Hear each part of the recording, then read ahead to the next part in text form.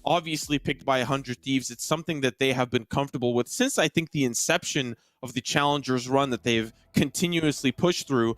But when we get to those second and third maps, that's where things get a little tricky. Both teams very well versed on Icebox and Ascent. It'll just be a battle of who is more prepared on the day today. Yeah, and this one, especially Haven starting off, this one is different. 400 Thieves, we have not seen them play Breach, and Nitro is playing it today. So that talk about Nitro flexing, he's not playing Omen anymore, it worked out great for their first match against NRG. Yes, it went to quadruple overtime in a sense, but Nitro was the guy who was keeping them in that game time after time.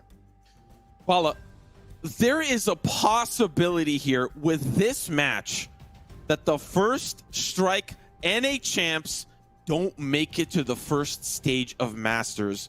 What a story that would be for, I know a team, they've been shaken, not stirred, bringing Ethan in, taking Dicey out. I understand, I get it. It's a new experiment, a new dawn, a new day. But to not make it after being the first Strike champ, and that run was beautiful too. They beat a lot of very difficult opponents.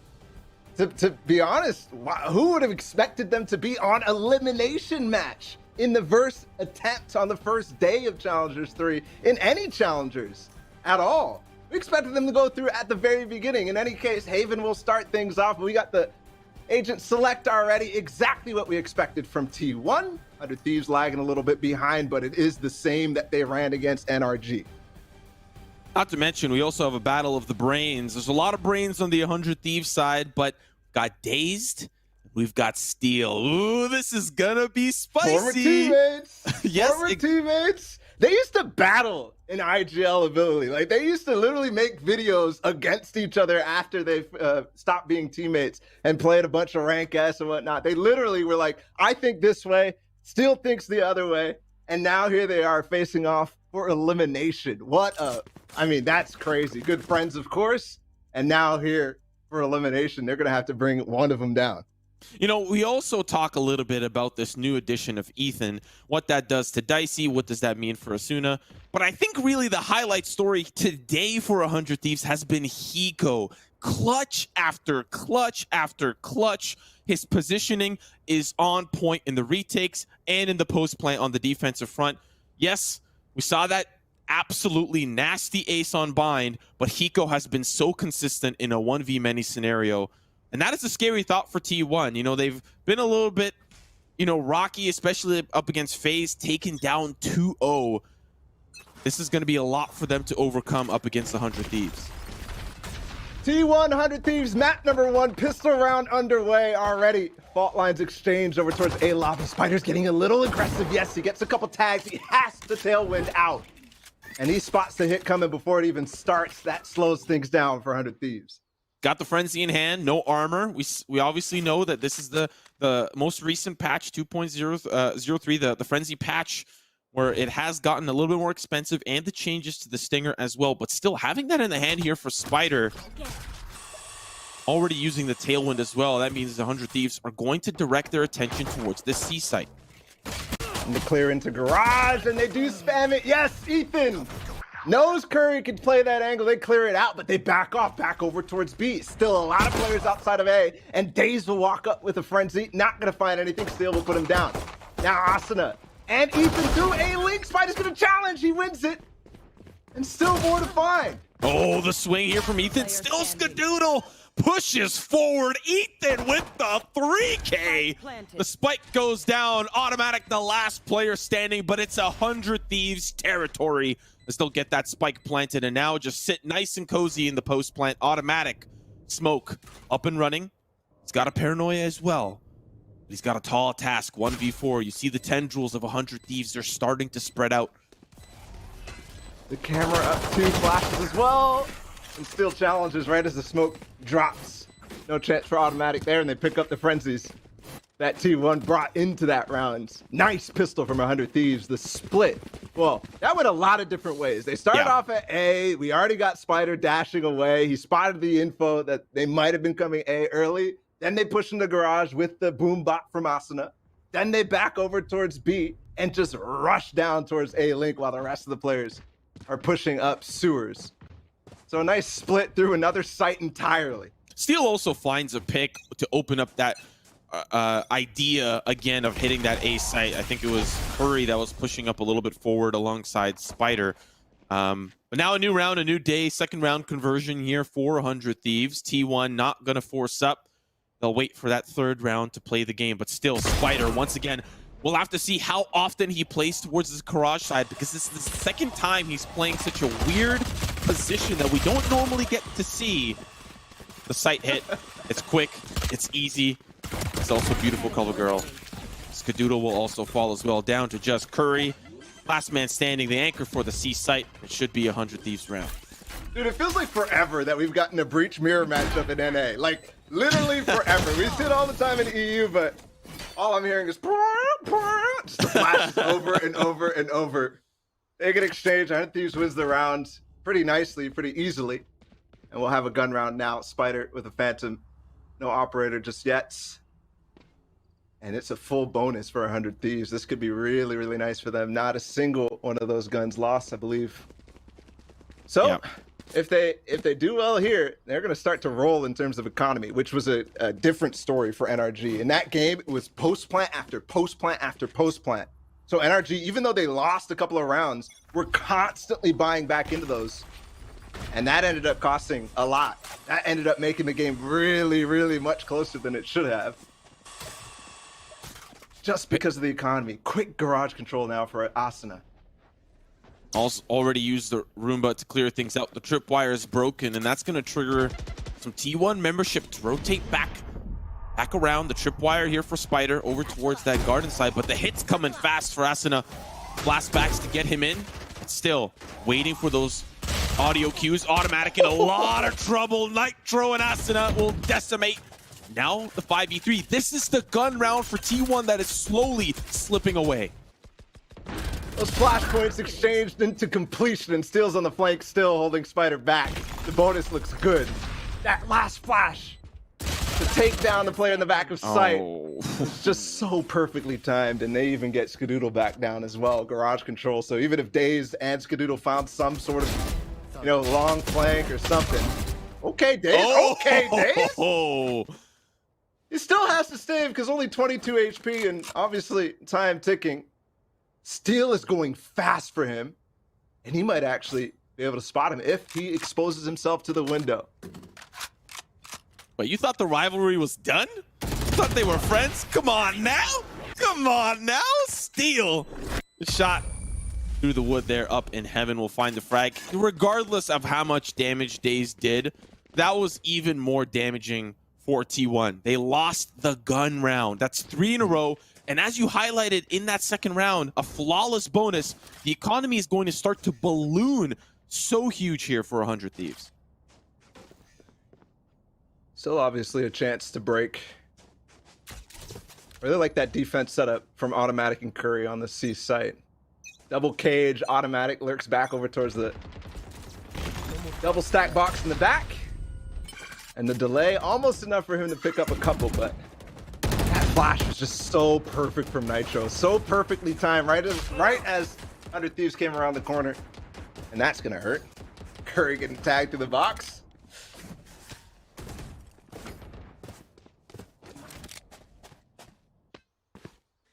A little bit of a respectful default here for 100 Thieves. Curry, he's getting bullied around a little bit though, as you saw with that shot through the box, but he's got help now.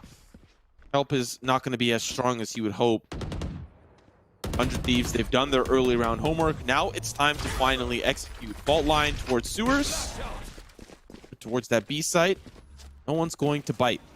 Utility going to be picked up. Drone to try to clear out the sewer side.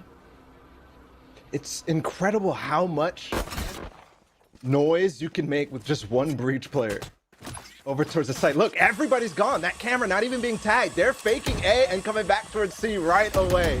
Just because of one flash, a drone out from the Sova, and Asuna clears the back of site. They're going to be able to get the plant down. No more flashes. And he will plant all the way in the back.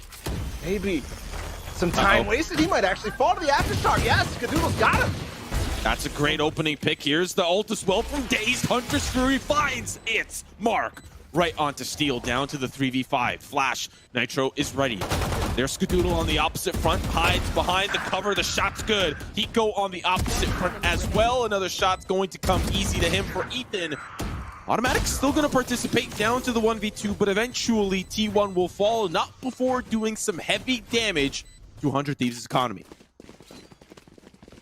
Two things about that round. The fake from Nitro with just literally a flash pulling everybody over. Of course, they are going to rotate faster because they were only on Sheriffs and basically low economy. A save round for them. So, of course, they want to stack over to the site and gamble a little bit there. But you saw Dazed, actually the first ult of the game online on the team that is 0-3 in that round. Now 0-4, but that almost turned the tides. Because of that 3K on the exit the round prior, and because Steel was able to chase him down, he got 4 ult points in just that one round.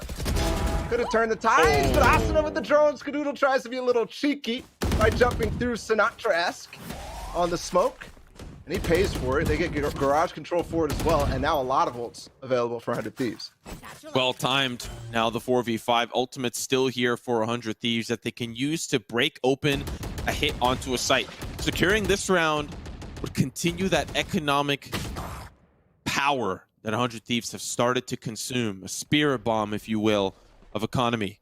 Showstopper, Hunter's Fury, Spider here with the op. If this falls this round, that's going to be an expensive drop. Dude, I'm saying Asuna just satchel around in the spawn while they rotate over towards this A side. And that is going to be where it's at. No noise this time except for an owl drone. And look at the position of Ethan. He's going to be able to smoke from over here. No. Straight up from the shadows into heaven. If he gets canceled, he's going to go back. No, he goes commit. He full commits. Asta underneath, and he misses. Curry's here with 2. Oh, just right the tip. Curry with 3. Can he find another? No, Hiko converts, but Ethan, he'll drop down to 84. The 2v3. Paranoia. Here's the swing. There's the player. There's darkness all around. It's Ethan. Headshot commits. The spike, it's being planted. Automatic with the backstab, but still one player remains. Automatic and Spider will take apart 100 Thieves and secure their first round of the half. Curry with 3 from range down in the dark. And he makes it hurt for 100 Thieves on the late execute. Something that we expected to happen the round prior, but instead they went all the way back towards C. Did it a little bit earlier in the last one, though. And this one comes down to the final. Ethan from the shadows all the way into heaven. I wonder if that lurk would have been actually better. In any case, he jumps out, and he had time for the 1v2, but not quite able to convert on the 2 kills that he needed. Wonder if this could be another garage control. No, it's going to be a peek into mid this time. Asuna, you cannot. Spider's on top of the box. He tries to get the info, but he falls before it. They might challenge again with the breach flash. You might hear indeed. Jump peek for Steel. Pushes Spider off the angle, but he re-peeks. Shot's good onto Steel. He's going to back away. Now the 5v3 is still going to push on in. Ethan finally finds Spider, but the web remains. 100 Thieves are caught in the process. Aftershock will push them off the plant, and this B site's still not safe to get the spike down. Curry on the big flank. They don't have space here. They don't have the knowledge. Only 3 left.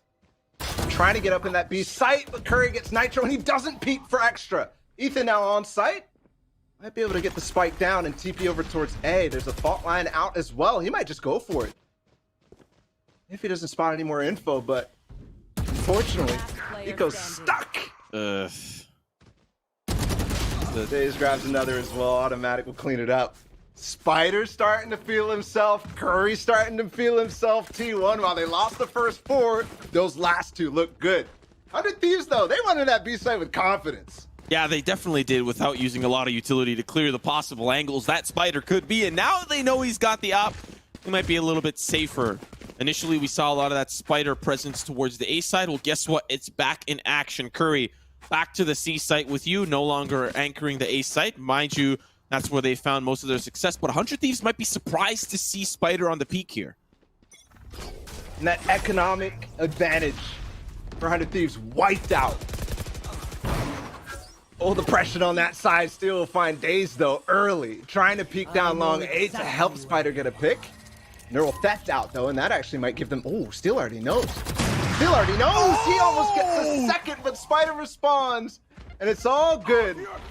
Paranoid coming in and Rolling Thunder.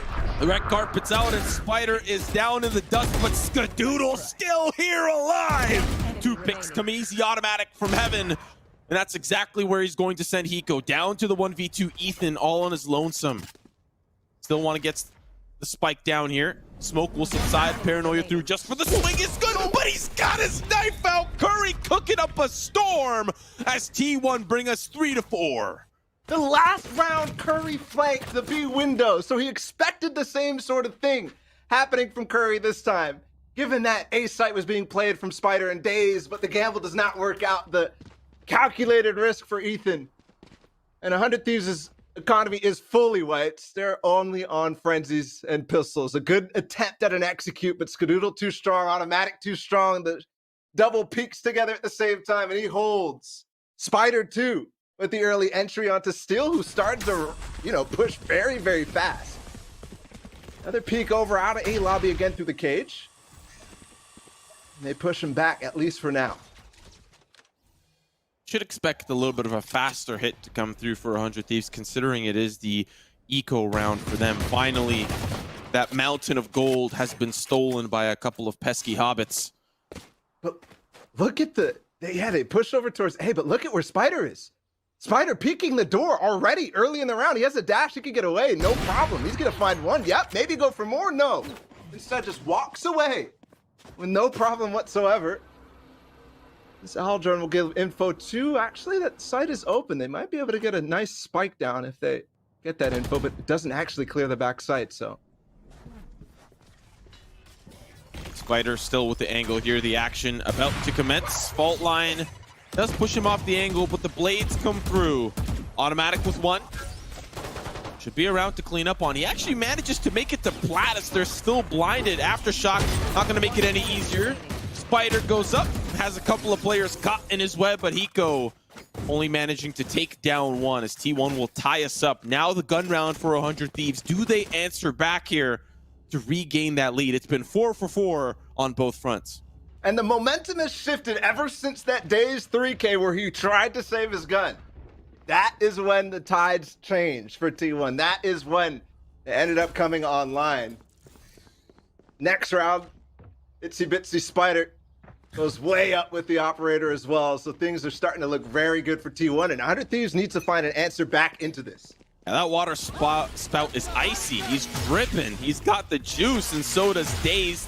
Hunter's Fury to open up, trying to get a couple of tags, see where those players are, but won't find any frags. Flash off the angle here for Spider, but he can just re-peek it. If he takes a little bit of time, that was the bait. No one's going towards that A site. Okay, the first shift here from 100 Thieves over towards C. Smoke already down on spawn, a Paranoia as well. Austin is going to get a lot of space. Ult in the back of sight as well, and Curry faces and loses to Asuna, still now left by himself in grass. Is there potentially a flash possible? No. He just goes around towards Spike, or towards B. Spike now planted, and they've got a setup to deal with the retake from T1. 4v5, Spike ticking. T1, the onus is on you to push in. It starts with a fault line, but how will the story end? Automatic, slow moving.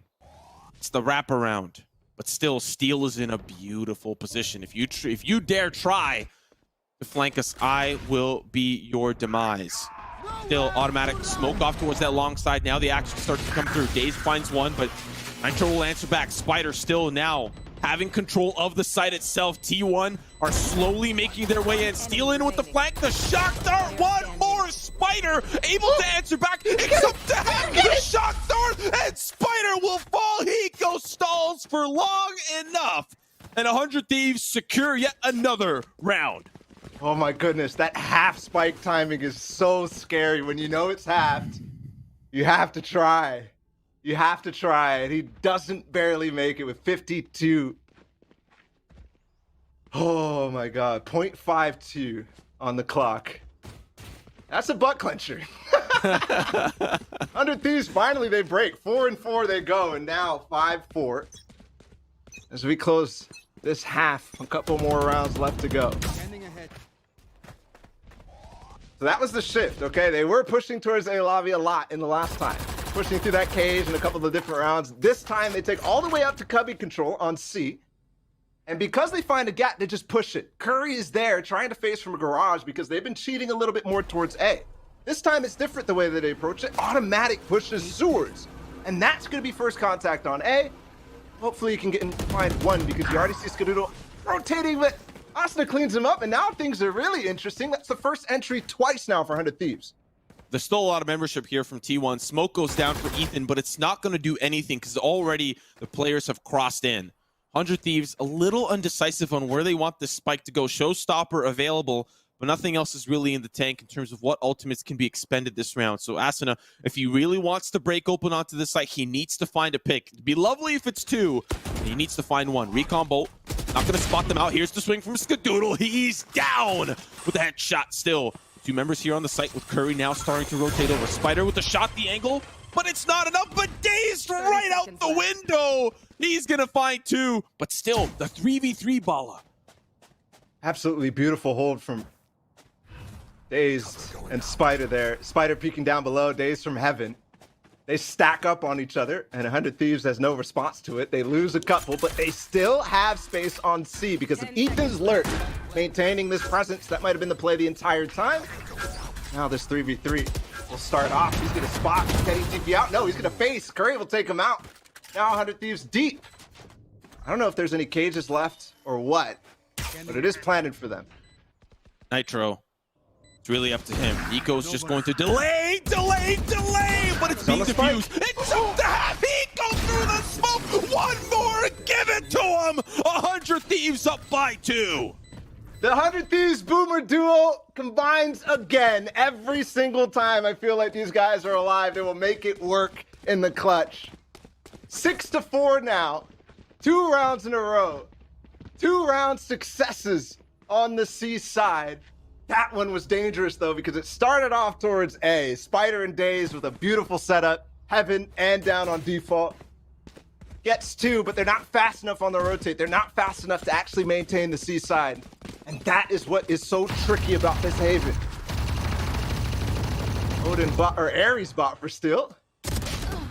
Are you surprised? Back to his old tricks. Yeah, I'm not at all. Once again, Asuna wins the fight over towards A. Last time it was automatic and not Spider.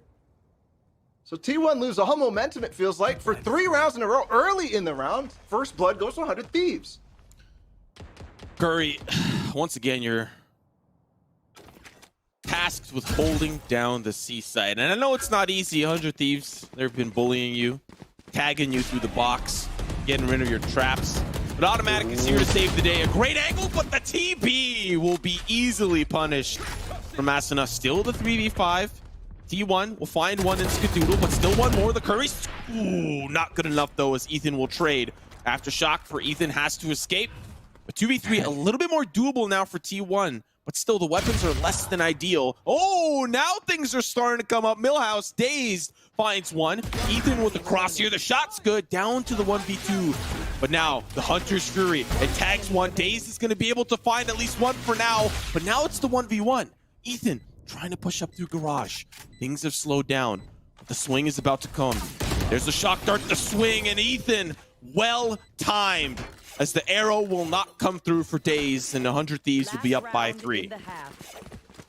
Aggressive for Ethan too. Spike was down on C, and he goes for the fight anyways in the 1 versus 1. He goes for it outside of garage, and for good reason.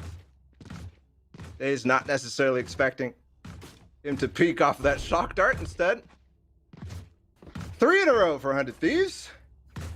That time was interesting. That was T1 executing down mid.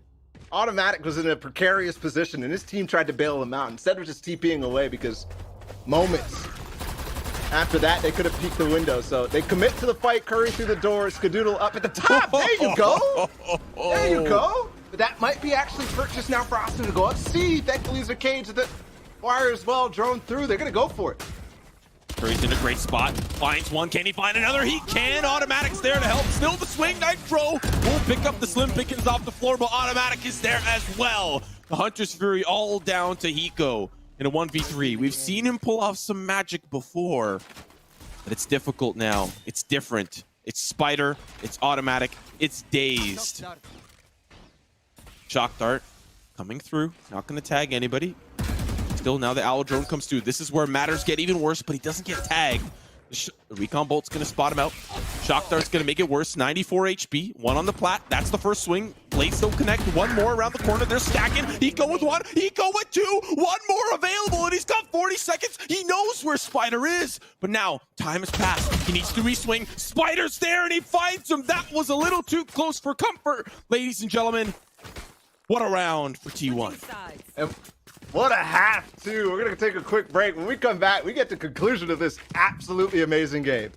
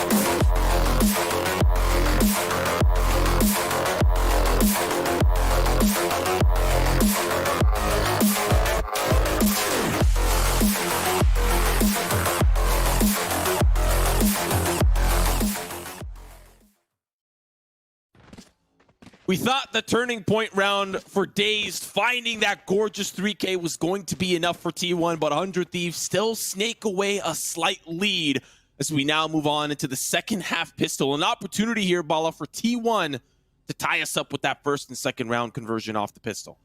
A couple of clutches to respond to the 4-round streak that T1 put on, and from none other than Hiko and Nitro. Both Nitro and Skadoodle playing Breach, the mirror matchup, and it's been explosive and blinding at times.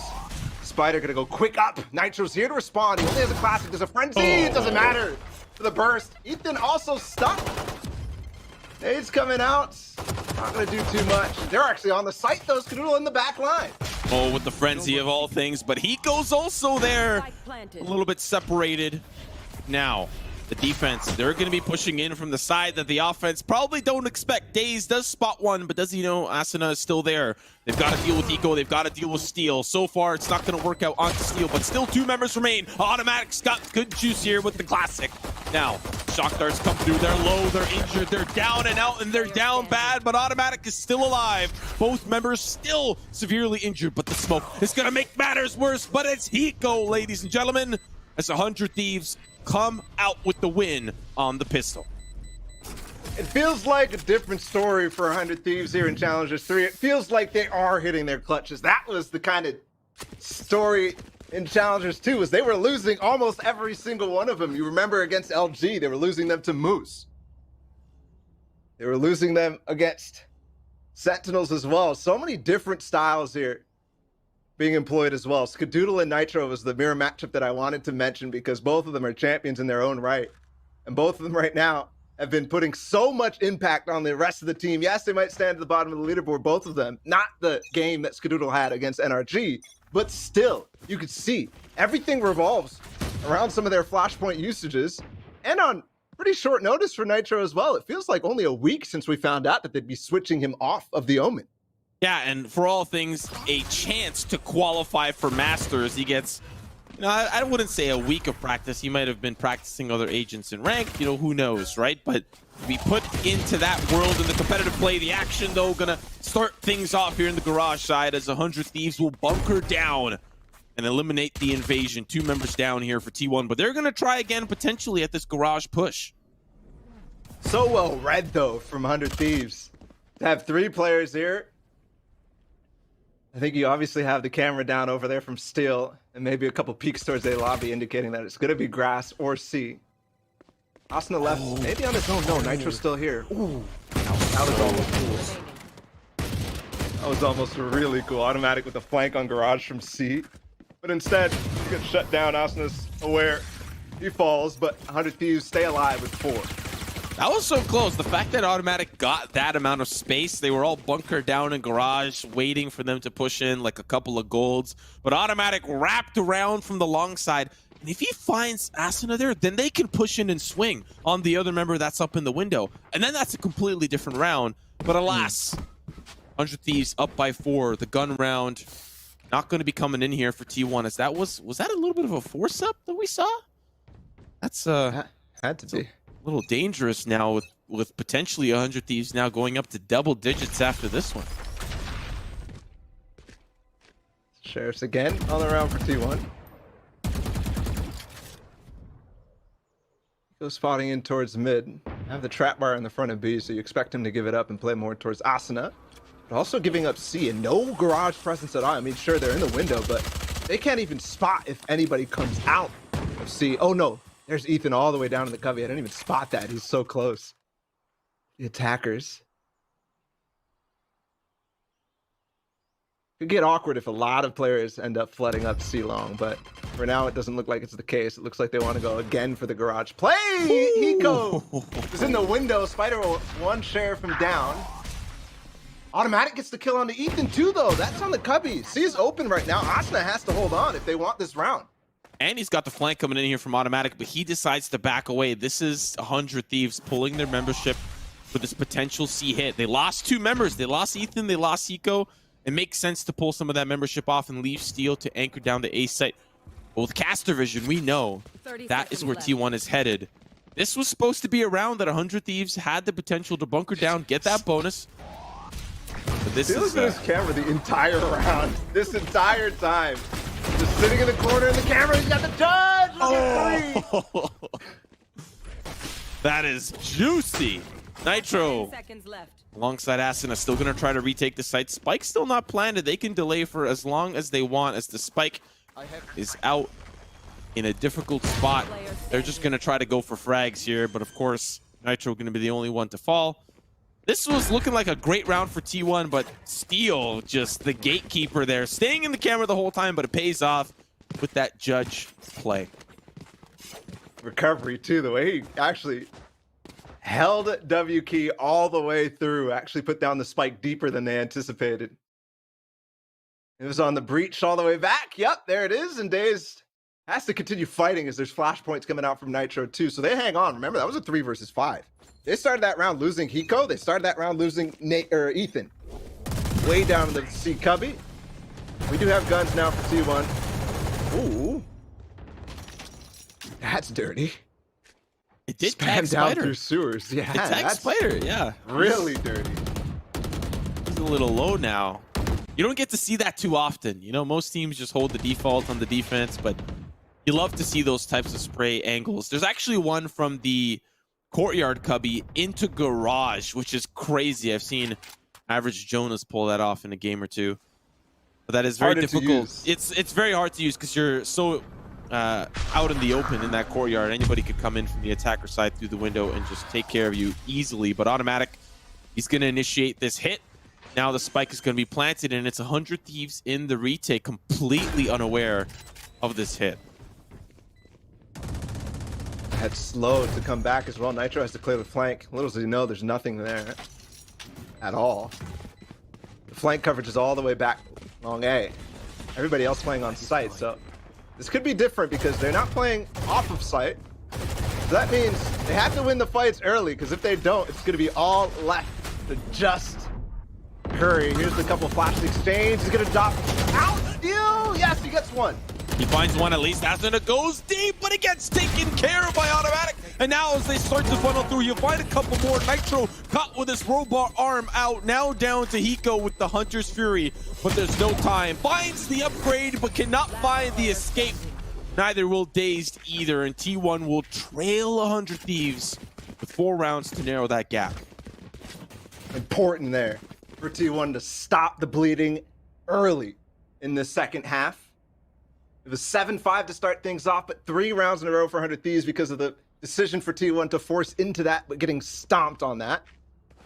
So economy slightly rolling. 100 Thieves up 4 right now. Not the biggest of gaps, so don't you worry right now if you're a T1 fan. And it is low eco actually for 100 Thieves. Didn't notice the Guardians. Didn't notice the Sheriffs. Exchange of fault lines down long. See, there's a flashpoint out. That signals the execute. Nitro, he's ready, he's prepared. He's only got a Sheriff though, but it doesn't matter when Asuna's got the showstopper. They'll start to funnel in, and he's still gonna survive despite now the paint shells as well. He's gone airborne temporarily, but now the 3v5, this broken buy for 100 Thieves is still coming up well. But now, Nitro in a tough spot. Aftershock's gonna have to make him peek out the plat. That's gonna be Dazed that'll pick that one up, but still the spike.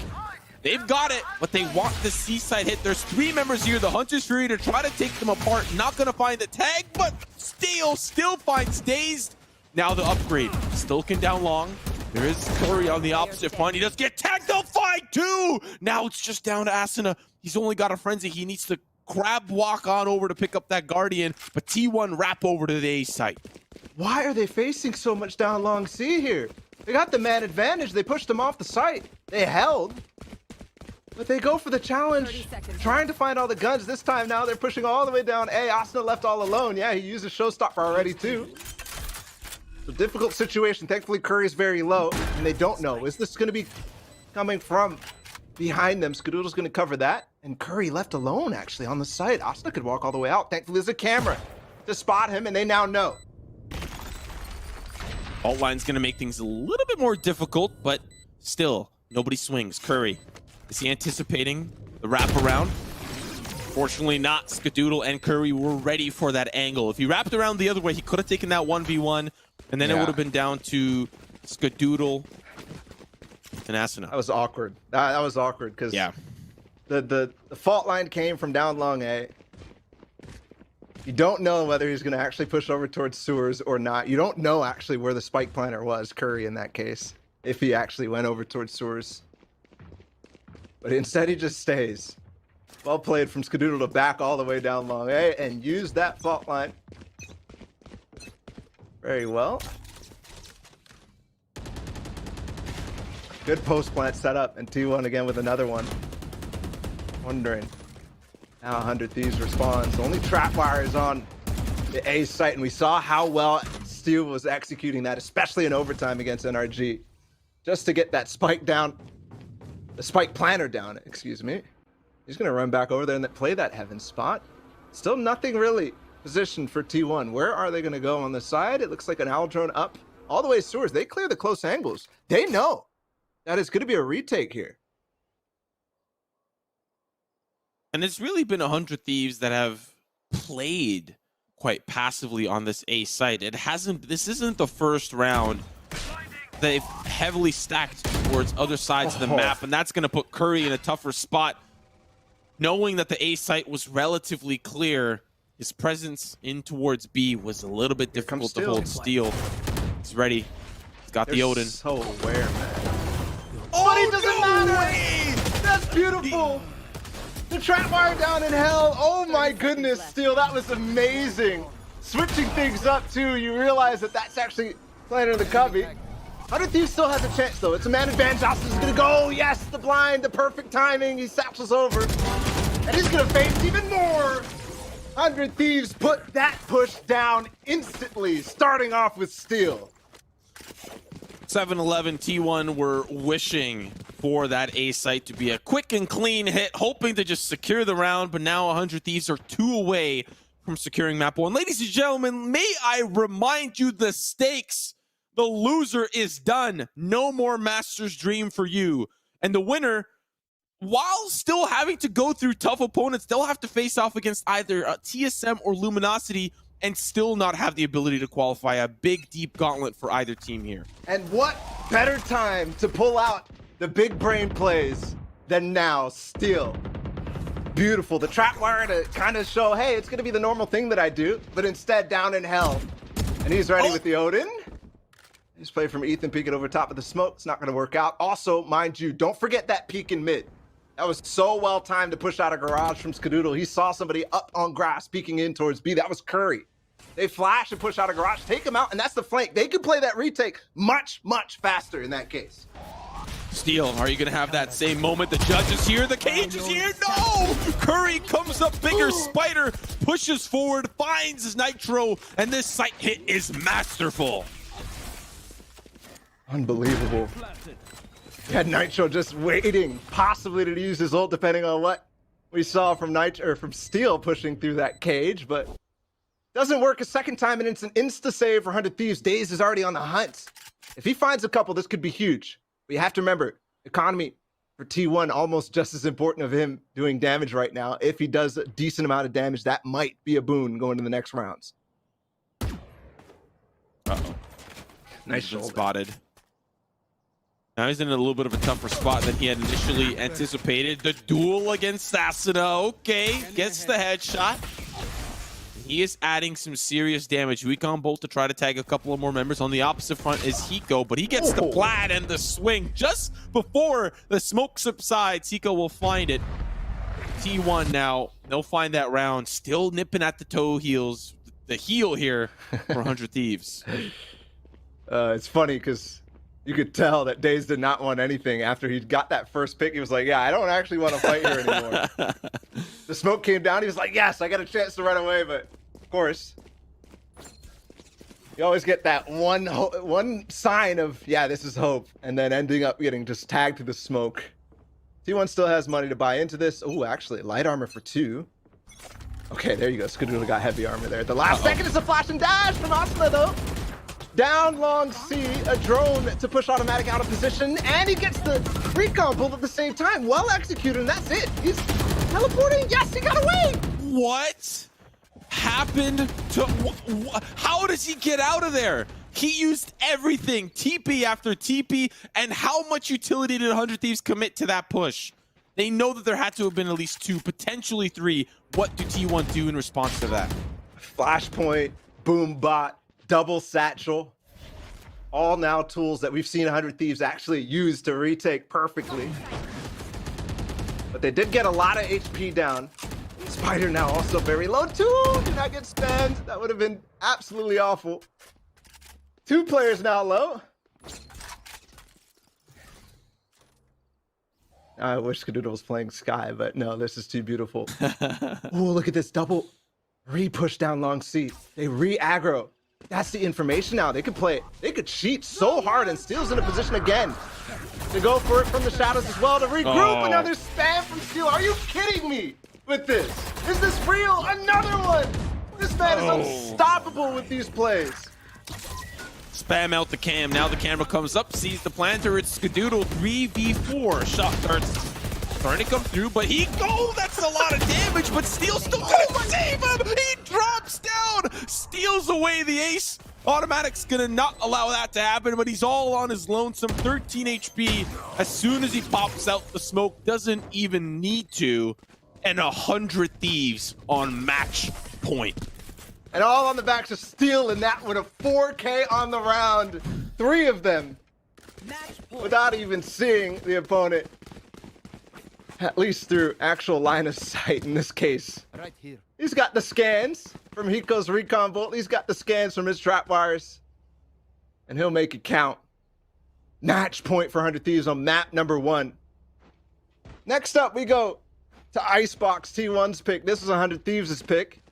But it's not over just yet. T1 hoping to have something left to say. They do have a couple of Rifles in this one, actually 4. Light armor on 1 person.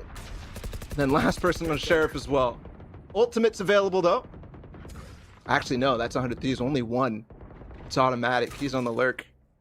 Down sewers. They haven't quite done this yet. Just walk up.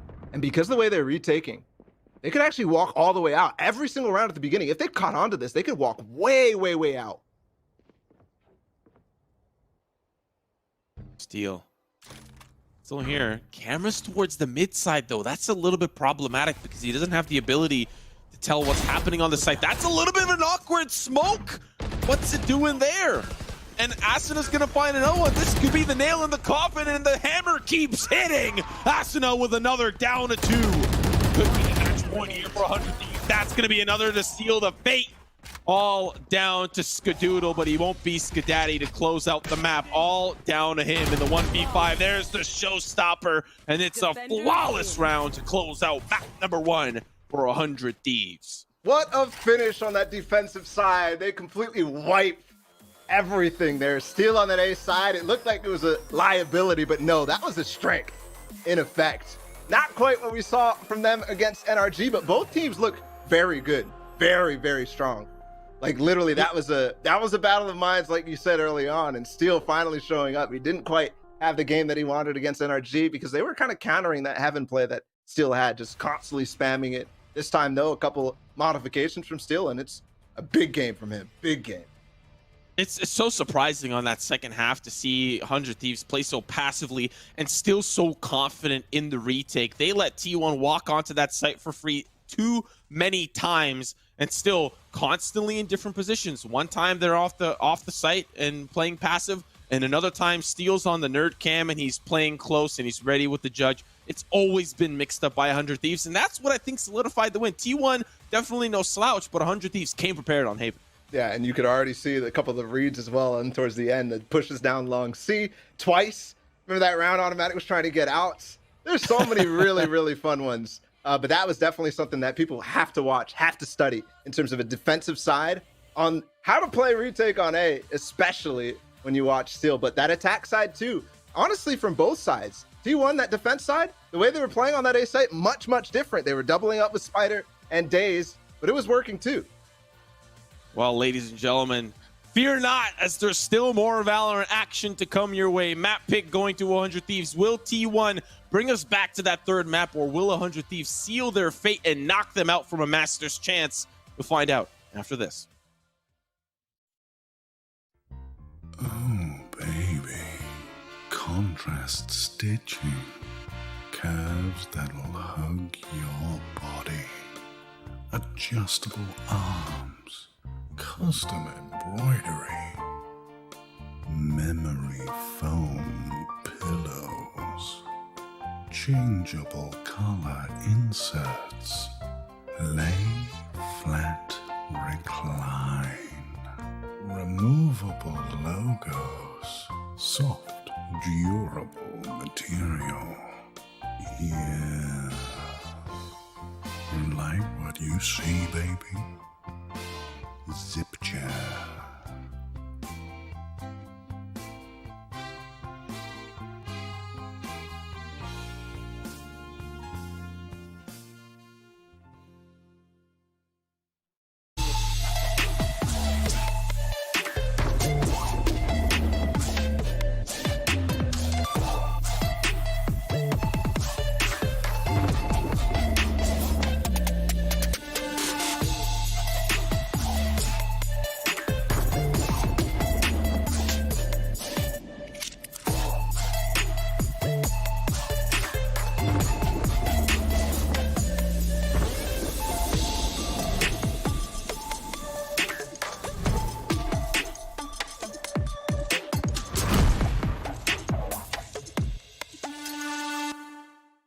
What sound experience would you like today? I'll have the fantasy pack. Good choice. And could you make it a Cloud 2 wireless? On his way, sir.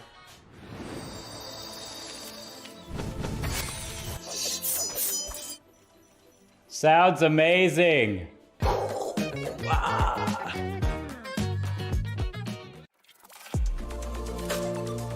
I feel like I need to defend my scene's honor here because this is just turning into a bit of a dog battle. like in groups always look. I'm TSM, cutting they you always off look here. I'm lackluster. cutting you off. Cutting you off. He said They G2's play winning it. off- He said G2's winning it. Need to wait till the next EU tournament, which could be in about 10 years now. Take it with like a grain of salt. No, but that's that no being fun. said, Take it super literally. Spike defused.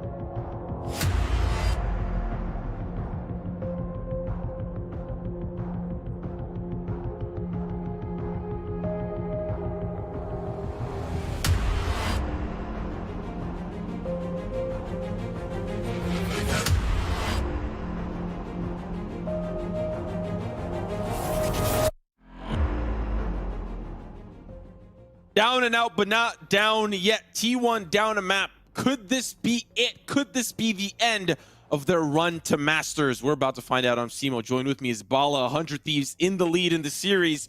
And Icebox, that's where we're going to next.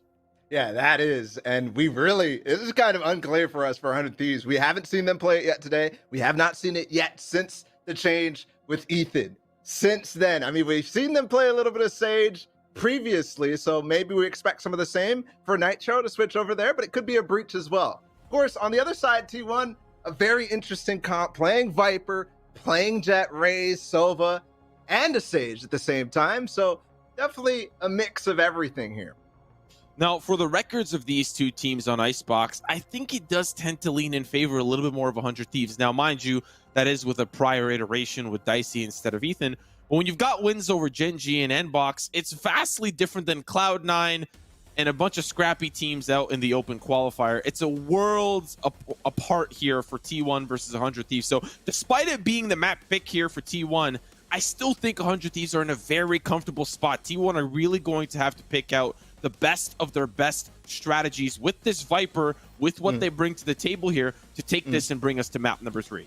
Well, since the addition of Automatic and Curry, this new iteration of T1 has actually almost never lost an Icebox map. They only lost earlier to FaZe. And that kind of might signal something, but FaZe is a different type of beast when it comes to Icebox because they don't actually play it much, and they play much different than everybody else. They just get in your face and play a kind of bombastic style. So 80% win rate for T1 on this map might be a little difficult actually for 100 Thieves to overcome, but you know, they could obviously do it. Don't forget that the win rate for this team of T1 has been mostly against open qualifier opponents compared to 100 Thieves who's played it multiple times now in the Challengers closed qualifiers.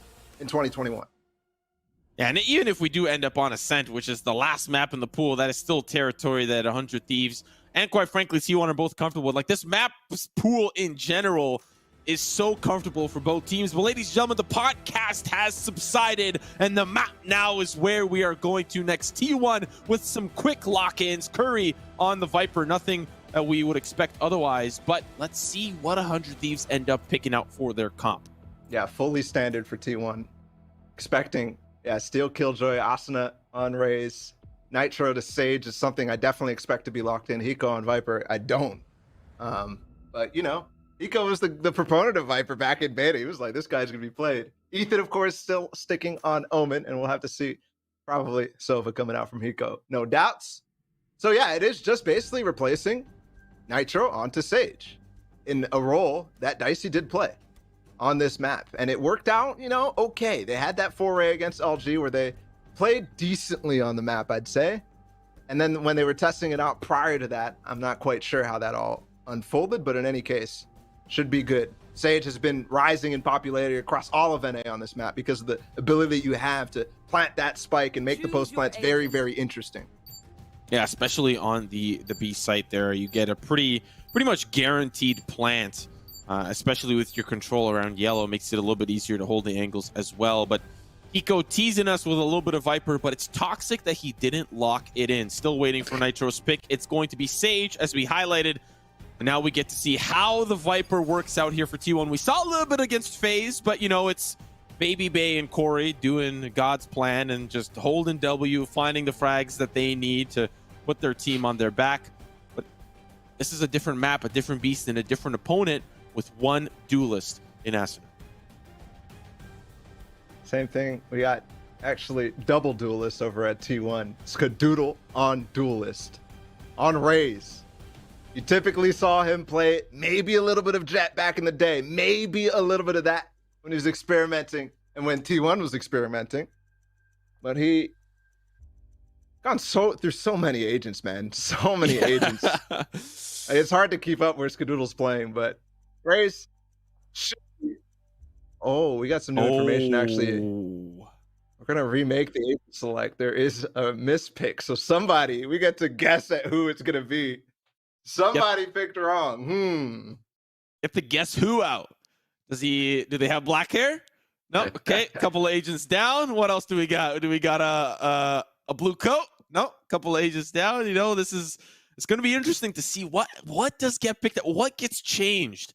Is it Hiko? Is it the Viper that comes through here? That would be such a statement for a player that is so handy on the Sova and at times in solo queue on the Raze as well. But the Viper, that is be so special here for 100. Imagine that's also how they eliminate T1 with a crazy pick that we haven't seen from 100 Thieves before. Yeah, I don't think anybody. Yeah, T1 was 100% correct. That's what they play normally. So, actually, Automatic has been playing Sage recently. So maybe that was a mistake. So it could be on both sides. Yeah. I'm not quite sure. In any case, we'll wait to find out. Maybe it could just be, you know, steal up to old tricks from JVL. But yeah, I mean, Icebox is going to be a fun one. T1, again, we talked about how they played against FaZe, and it wasn't anything stellar. I mean, prior to that, all the Icebox game that everybody saw on for T1, everybody was like, this looks good. This looks very good. So it depends what shows up today against 100 Thieves, because earlier it wasn't that very, very, very good play from 100 Thieves, because I don't know. There was a lot. Spider was opting very well through that wall in the opens over and over again, and they didn't lose a single map through it. One of the things that I'm super excited to see is Skadoodle. You were absolutely right, by the way, before I move on to that point. Automatic here on the Sage. But I love seeing Skadoodle on duelists. I know that he's been swapping off, you know, give a little bit more space for Spider, who has come off of the Omen since First Strike and has started to get more into that duelist mentality, that Mamba mentality. But I love Skadoodle on a duelist because during First Strike, the man was unstoppable. The amount of clutches and multi-kills that he's able to bring forward on Jett is insane. And for him to step down and give that role to Spider and give him the space to have his whirl and have his spin on it is very remarkable, very honorable from a player that just wants a championship. The man wants to win as bad as he can breathe. And this is the map for him to really explode on. He played very well on that defensive side of Haven. And now it's Icebox, a map that definitely favors operators on a lot of angles. Such long, actually probably the longest distance angles in the entire game right now. So Icebox might be the time for Spider to shine. They're on the ropes, man. T1 is potentially getting eliminated in this game. They're 0-1 right now, and we have the game starting. 0-1. The feelings have to be very interesting right now. They were not able to bring the comeback on that attacking side against 100 Thieves last time. This time, they get to start on attack and end defense next. T1 fans, grab your brooms and pray for a reverse sweep because we're heading on to map 2, the pistol, about to go underway with T1 starting things off on the attack. 100 Thieves selecting the defense to start. And we'll see what type of defensive operations they've got cooking up. Steel going to start with this contact play. Sees the wall go up. And T1 have been doing this all day against FaZe. This early B presence with the Viper wall going up. And FaZe were able to deal with it quite handily. Will 100 Thieves be able to do the same? Screen is so useful for clearing the close angles of the B lane and then exploding. That's why Steel has to give it up very, very early. He can't actually face because of how easily they can get up on top of the boxes and just push him off that lane. Poison over towards mid to obscure the cross, so Steel has to play even more passively, but thankfully Asena's here. He does have presence from Hiko. Ethan can rotate quickly. Nitro's all on his lonesome, and there is a player over there. It's Spider. If they want to wrap around quickly, they do have presence there that they can initially play off of. The really cool thing about this Toxic Screams, they're actually not committed. They will commit now as soon as they can get over these nanoswarms, but you saw Spider all the way back at the belt of A. You saw Curry still playing in mid, so they weren't even committed, but now 30 seconds now. They have to get close. 30 seconds left. Ball goes back up. 30 seconds. Not a lot of time remaining, but Steel up above. Sees Dazed. That's going to come through, and Dazed will send his mark. The wall goes up, but the spike's still not planted. Now, slowly starting to inch forward. Automatic, he's delaying the plant. You don't have a lot of time. You got to get involved. Automatic's down. That spike down. Shot from behind from Spider, but the attackers on all fronts take apart 100 Thieves. I love the patience from Spider there because his team needed the space to get back onto that site. 100 Thieves delayed for so long. I was surprised not to see that barrier orb go down instantly. But as he maybe tried to plant the spike, he got delayed off the first one because of Nanoswarm. Because he didn't put it down on the second attempt, maybe that actually put a sense of complacency for 100 Thieves so they don't break the wall down instantly, Steel and Asuna in that case. So they lose the chance to delay. Eventually, they don't even need the spike with the flank. This wall is going to be so annoying for this half because it's going to condition 100 Thieves consistently that there can always be this threat of a push. But fortunately for them, a lot of that action towards the A side is going to be quite telling that it's not going to be the B side push. Orb does go into the hands of 100 Thieves, so at least that is their consolation prize. But can they find anything else to boot? Boombot through the maze. What a lineup. Slow orb as well. Not going to allow them to push forward, but 100 Thieves, they're still holding on, playing a little bit passive. There's the swing. Spider finds one, tags the toes of another. He's just trying to get up the ramp. That's spiked down for T1. Still not able to take Spider out in the back either. Classic not doing the damage. A tough retake now. The wall's still up. They're all back a belt. They've cleared the flank. Hopefully this is not a big investment from 100 Thieves.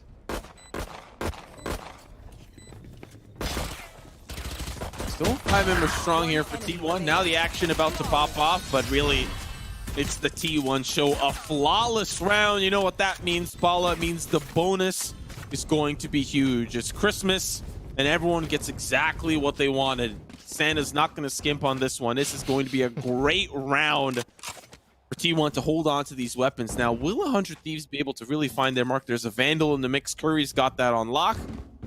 Let's see how this third round goes. It's really good economically for T1. Toxic Screen already down towards B. We might expect that pretty much every round. A lot of Vipers tend to just use one type of wall every time. That's to play into that condition that you were talking about. So actually trying to keep 100 Thieves on their toes as to what's coming. Are they going to push in front of this wall? Will they take this control? And from there, can they find the information that they need, that they're behind the wall, or are they rotating back over towards A? Poison Orb as well in the middle of mid. That gives the chance for something like Spider to cross and flank like we saw in the pistol round. I like that with this wall going up, you've got Spider holding off any potential A flanks. The reason why I like that is because it would be very easy for 100 Thieves to exploit a roam through mid or a roam through to wrap around and try to pinch them in. And I think that's a lesson that they learned against FaZe. Because it's very easy for FaZe to hold W and find a lot of great opening picks early. If Spider falls, you're going to get flanked, no problem. But now, this mid-round wall for Nitro is going to make it very difficult. The timing is beautiful. T1 can't wrap to A, but they still will regardless. That wall was perfect. Spider is actually about to lurk onto A and maybe find a pick in the backside of Nitro, but no, he cuts it off, and now they have to break through, and they'll give up the information. As soon as this wall ends up being shot, they know, and they'll be able to rotate and potentially be here in time to fight the spike. And the wall for T1 is already used on the B side. The orb goes down, but still, it's T1 swarming the site.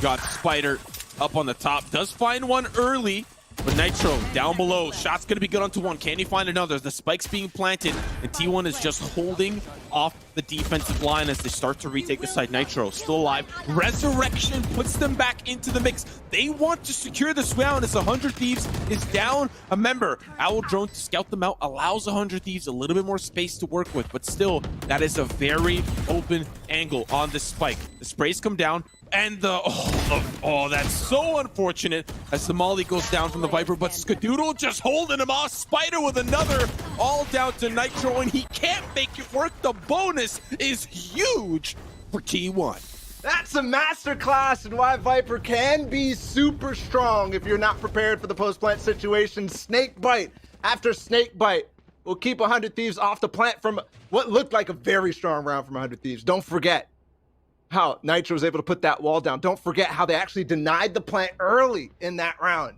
with the nano swarms from Steel.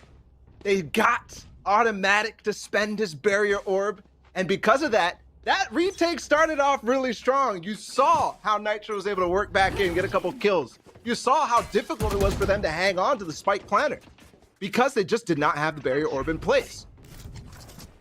I really don't mind this momentum builder for T1. It's a great answer against 100 Thieves who committed a lot of that early membership towards the B site just over and over and over again. But Skadoodle right up on the pipes finds Steel. And Curry, I like this angle because it's easy. It's slim pickings. Nitro does find one to trade onto Spider. Might find another. What? Oh, that's dirty. Now a 3v3. They get on the site. He can get res here. He can get back up, but no, Nitro falls eventually. Sheriff can't actually respond to Skadoodle's Vandal from range. Automatic gonna slow behind. There's still an opportunity, but there's a gap. Oh no, Ethan doesn't take the opportunity though.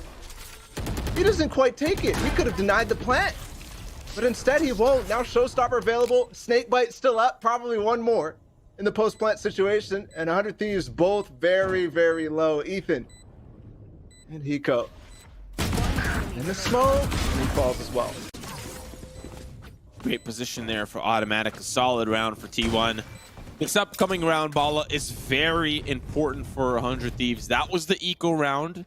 It started out quite decent with Nitro finding 2 picks, but that momentum couldn't be carried over into a victory. This is the round that it needs to convert. They've got Resurrection available, Ethan 1 point away, Asuna 1 point away. Go for that orb control, get Asuna with the Showstopper, and just control. If you have to use it to retake, do so. But this is your round to turn it around and really stop the bleeding, because 100 Thieves are going to run away with this map. Okay, looks like an idea here from Asuna and Ethan to try to fight back behind the wall. Stop them from pushing forward, and that will be key. Ethan with the first kill. And that's on the Skadoodle. Not the biggest of losses, of course, is Skadoodle, a great player. But in terms of utility, just paint shells, satchel to take space in the duelist. At least they have the wall up. They have Viper as well to control space. But the challenge is, Asuna's gonna lose it against Curry. Jumps on top of the white box right there, and the favor changes all of a sudden. Just trying to avoid the recon bolt coming in behind yellow. Tough place to be.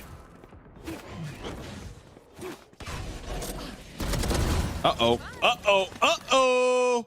Ninja from the sky steal. But still, Curry, the 18-year-old from Texas A&M, bringing in the flames.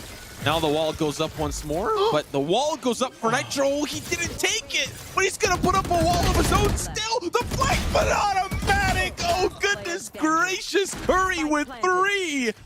And it's all down to Steel. 1v2, a little bit doable with a very injured Viper, but that resurrection is going to make things so difficult. Turret available for the body peek here. Has the lockdown if he finds an early pick.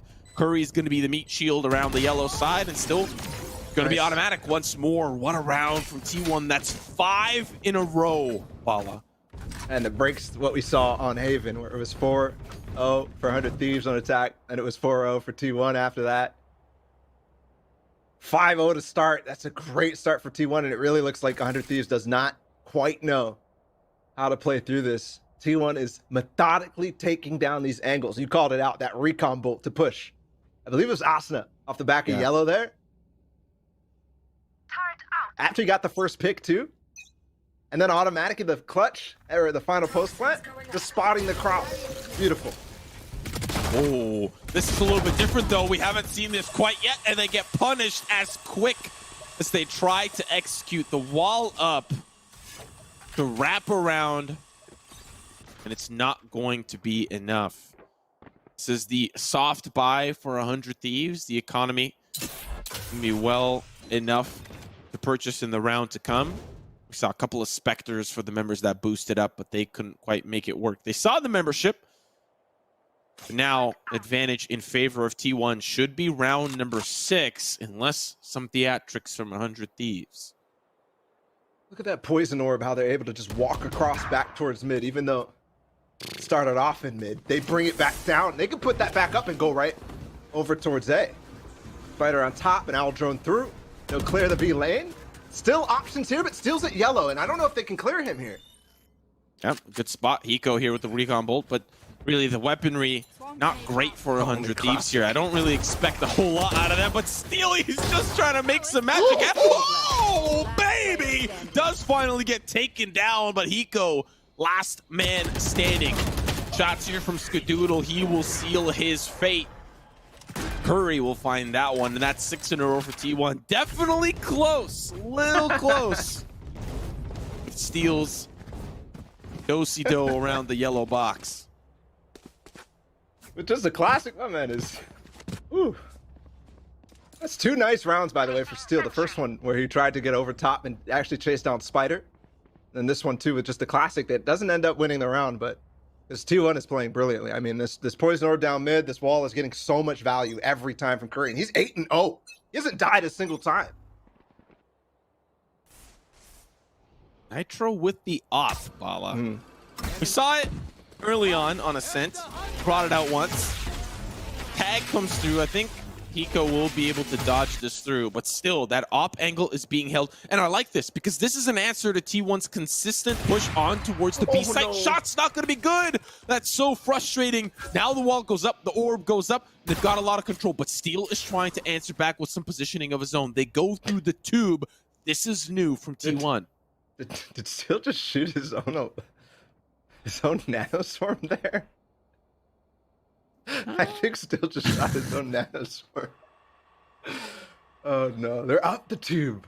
Different. Look, this wall coming back up, they really have no clue how this is all playing out. No information down in mid either.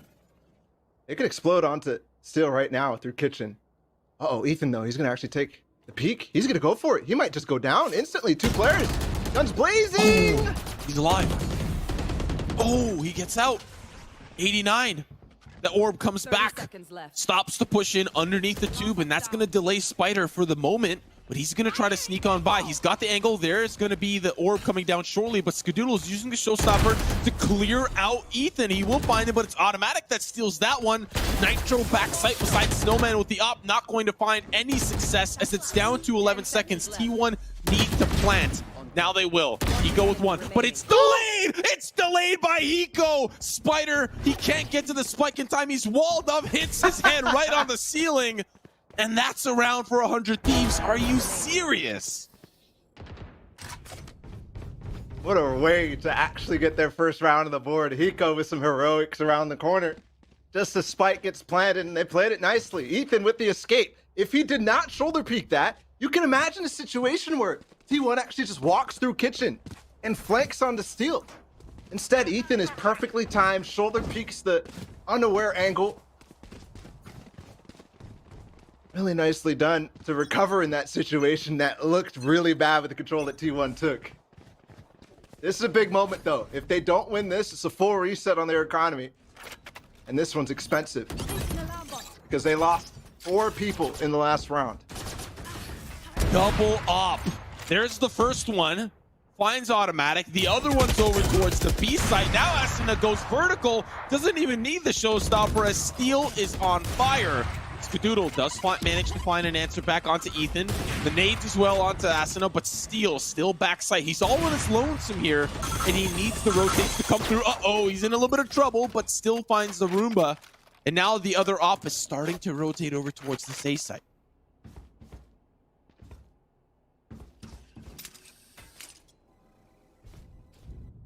On top, Recon Bolt. Look at Curry's position. Spike all the way back in towards Belt. 45 seconds left. Wall just went up for Curry. They don't care though. Stack towards A because it's only 3. Hiko's gonna try to spot information, but instead he falls to Curry. Still gonna go for another one though, and this is huge. There's a satchel to push him off though. Oh, he's gonna go up and take the spike. That Spider, now they have to dash, but that's time for Nitro to get Ethan back into this, and they're going back over the other side. They still have Poison Orb available for them to cross, but no, he's not actually gonna pop it, and Steel's gonna clear him! Oh, and Skadoodle was on the tube as well. That's so tough. Shots now gonna come for Nitro. Spike being planted. 1v2. Possible here with the utility he has the wall, has the orb, but Curry has been an absolute nuisance on this map. Those tight angles, those flanking maneuvers with the Viper. Now he's in the kitchen. Nitro pushing up through orange.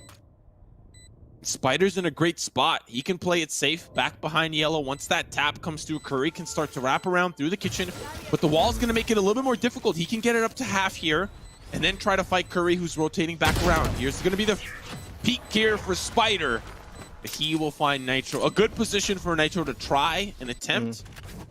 Not going to be enough.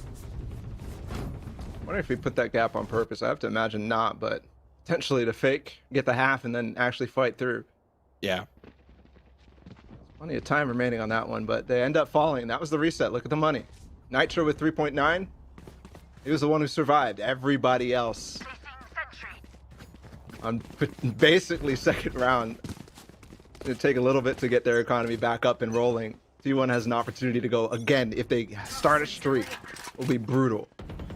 A lot of ecos will be mixed into the next couple of rounds. So, how to respond? Is this a push through? Last time it was shut down by Curry in the attacker's spawn, but this time he's nowhere to be found. He's all the way back underneath Belt. Paint Shells pushes Nitro off the angle. Orb going to be collected here for days. Doesn't have the Hunter's Fury yet, but at least they are farming those orbs. Now, wall goes up. The plant should come and follow as well. 100 Thieves clearing the attacker spawn. They just don't want anything to do with the potential spot from Curry. And speak of the devil, he's got the shot there onto Ethan. With still a few more members remaining, Steel's going to find the upgrade. Lockdown's going to push membership away. They don't have that spike down ball. Opportunity to win an eco round. Automatic will clap back. 2 left. It's Hiko. And Asuna, neither of which I believe have weapons in this. Asuna tried to flank. Curry put down his teammate. Ethan. Spike will be planted now because Automatic finds the space. Spike planted. Finds one at least. His consolation prize, a couple of credits. up to no good, but it's definitely been T1 making trouble in the neighborhood. Up by 7 now. And things are looking so good for T1. 7 rounds, 100 Thieves won that one by what felt like a fluke. I'm gonna be, it felt really strange. We've got 3 more remaining in this half. Yeah, that round was somewhat interesting. All the way through Kitchen, that was the 1 round. I'm sure T1's not going to go back to that because it kind of took a little too long to execute. In either case, started to get a little worried for 100 Thieves.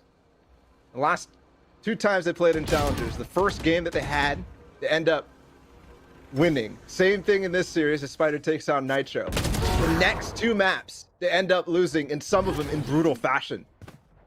In this round, the fact that they needed to win this, the fact that they've actually invested, stop the bleeding here, or go down potentially 11-1. That's annoying. But we'll survive. There was 1 pick that 100 Thieves were able to clap back with, but really it's just been the T1 show. And it's looking like there are a couple of reruns coming your way. This is the buy round here for 100 Thieves, so definitely looking injured, looking down and out. And with shots like that, we know Skadoodle's back into form, feeling himself alongside Curry, who's been having a phenomenal performance. Ethan, the last to fall there. Once we have a look at that leaderboard, you'll see exactly what I mean about Curry. Even though he may not be at the tippy top there, he's been having some impactful utility plays. 12-1. Man's crazy. Dude, he just doesn't die. Like, and that's so huge for Viper too. The fact that he can bring up that wall and put it down at any time, and also the poison orb in mid. I mean, to stay alive every single round almost, you know he's using that to its fullest extent. And that's why it's so difficult here for 100 Thieves. I also feel like we don't see Viper enough to be like, yeah, this is the maximum potential. We don't get to see a lot of Viper play come through. And when we do, we're, you know, it's Poach, at least in North America. But to see it here and used to this effect on Icebox is very, very impressive. And Curry once more. You see that recall bolt trying to spot him out. They want to deal with him. 100 Thieves are committing a lot and they will overwhelm him. Finally, the Viper will fall. And that's huge. We just talked about the importance of how he's staying alive every single round. This time, the barrier orb, the toxic screen not going to be here. Poison orb not available for them to rotate back, but it doesn't matter apparently. They're going to duel before the wall. Beautiful stuff from T1. To peek down the long mid angles, knowing that they're going to have the advantage with the Vandals against Sheriffs. And then putting down the wall, and then putting down the spike. Just that one difference earns them a pick. They're throwing a lot of utility to try to flush out the players back yellow. They will get injured, but what does that matter? Automatic will find one. The wall goes up there, just trying to stick the plant. They don't care. Steel's going to stop him, but now Nitro's got to pull off, and Skadoodle will make it rain with the paint shells. 1-10. We could be at 1-11 after this one, and that will be a deadly first half for T1.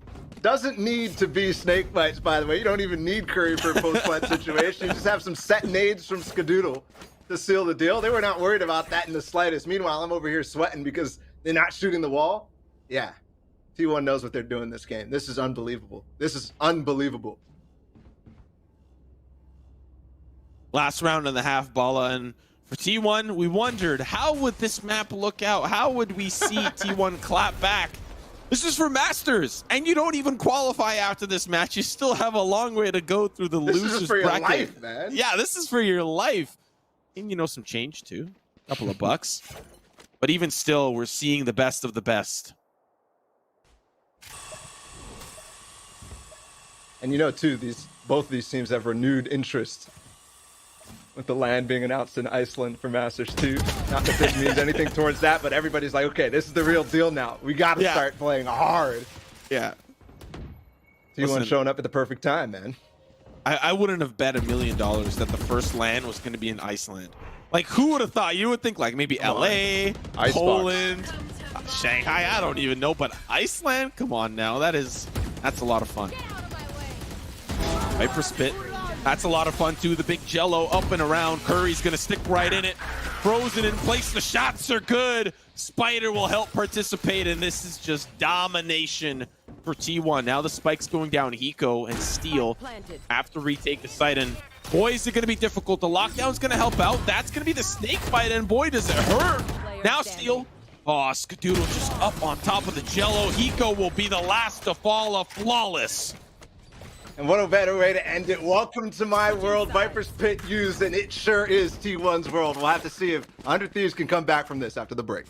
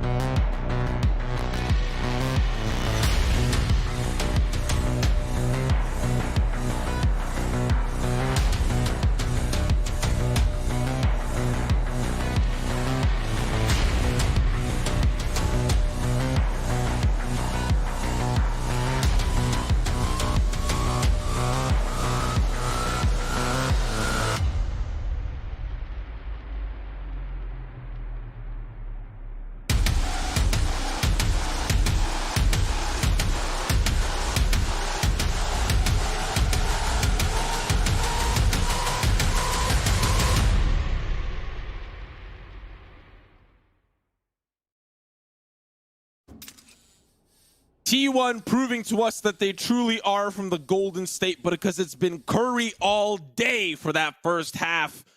Absolute domination from the Viper, but Skadoodle as well participating in a lot of great supportive plays alongside the Viper. Now we get to see what that defensive end looks like for T1, and if 100 Thieves can claw their way back in this map. 10 rounds, the deficit, it's huge. Not impossible, but yeah. Based on that first one, who knows? Ooh. Instinct to start off, also a sheriff bot from Spider. He'll dash away. All good. Oh. Skadoodle also combining for a nade. If they win this pistol round, oh my goodness. Oh my. What is happening? What is happening here? Man. Oh my, what is happening? He gets another paint shell. How does this keep happening? Skadoodle with 3 already on the board. Automatic with another. The rope antics from Hiko. Hopping from rope to rope, Indiana Jones, but is there a secret skull at the end of the tunnel? He's all on his lonesome, and the boulder's coming in hot. The recon bolt will spot him out. The shock dart's going to make matters worse, but now a 1v3. Manages to take out Spider, but still, Spike's in a tough spot. Recon bolt's his only piece of utility. He does get a couple of tags. People just need to wrap around. Curry's been flanking the whole time. And it's the frenzy, and it's match point for T1 off the pistol. This has to be a force up from 100 Thieves. Yo, that boulder has been coming. It wasn't just that round. That boulder has been rolling. T1 is just unstoppable on this icebox.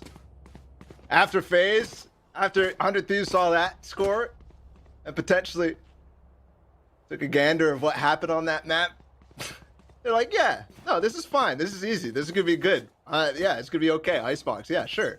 Nope. That was a trap if I've ever seen one. My goodness.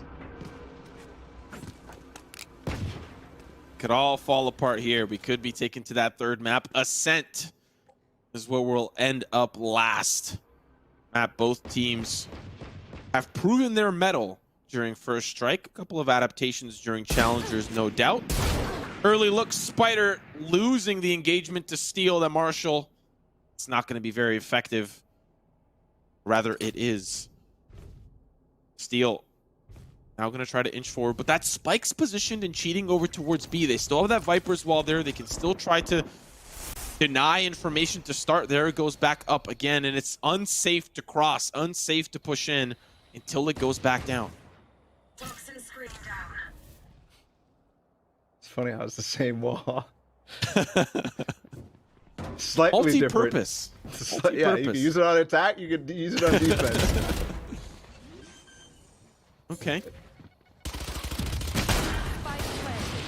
You're gonna spray a little bit through. It's gonna go over the top. Even man advantage right now. Nobody's got it. It's even all the way through. Austin, what can he do with the Marshall from range? Nothing. Wall comes back up. That denies them the post plant. This is so easy. Actually, gets one through though. There's no position behind Yellow. Automatic starts to push in. He's going to find two with the spray down. No heal available, but it's all down to Ethan. Sheriff in hand. One player's going to swing. It's Automatic. There's Ethan, but it's not enough. As T1 with a dominant performance over 100 Thieves to take us to map number 3. Final map, and how fitting, because this series, yeah, sure, that was a stomp. That was a stomp, but Haven was really, really, really fun to watch, and that one was too. Like, even though it was a stomp, that was beautiful from T1. From start to finish, the way that they were conditioning with the Viper Wall, the way that they were playing and breaking up the map, making it so difficult for 100 Thieves to find anything when they're playing that defense. That's clinical, man. Study that.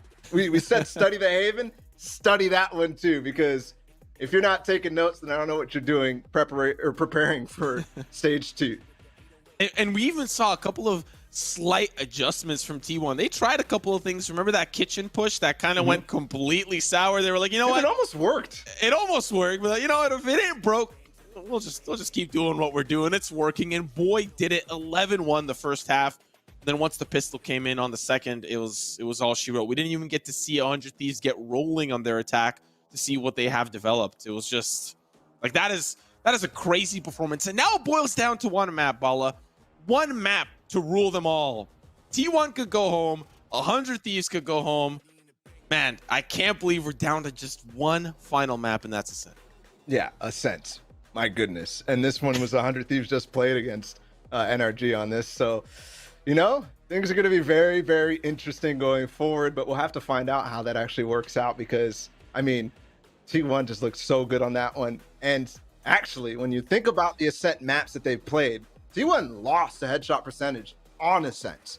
That was one of the maps that they dropped and ended up losing in Challengers 2 on. So you have to expect that they've come out and really practiced that map and really know how to play it coming into this match right now. We'll break down Ascent and more after a short break. Who will fall? Which king goes home with their crown held low? We'll find out after this.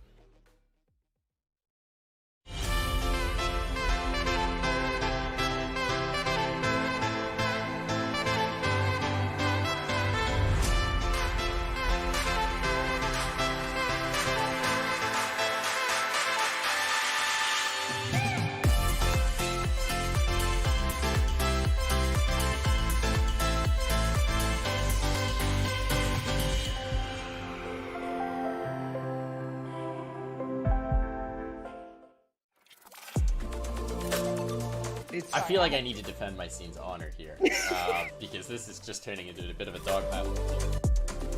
Like in groups always look. I'm cutting you off here. I'm cutting you off. Cutting you off. He said G2's winning it. He said G2's winning it. We need to wait till the next EU tournament, which could be in about 10 years now. Take it with like a grain of salt. No, but that's that no being fun. said, Take it super literally. Spike defused.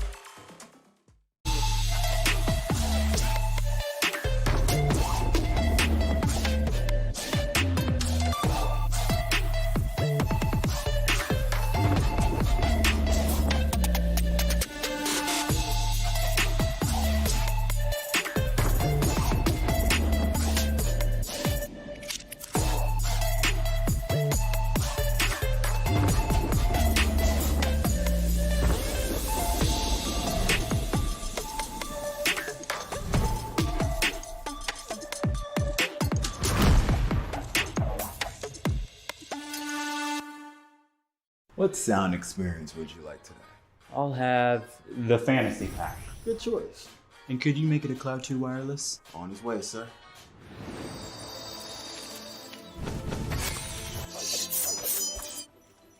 Sounds amazing. Oh,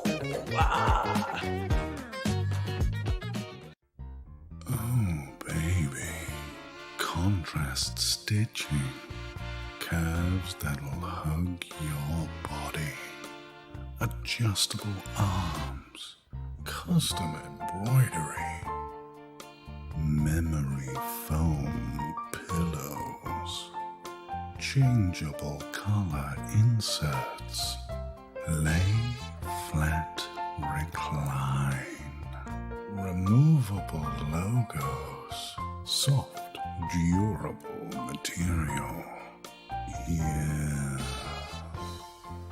Like what you see, baby? Zip chair.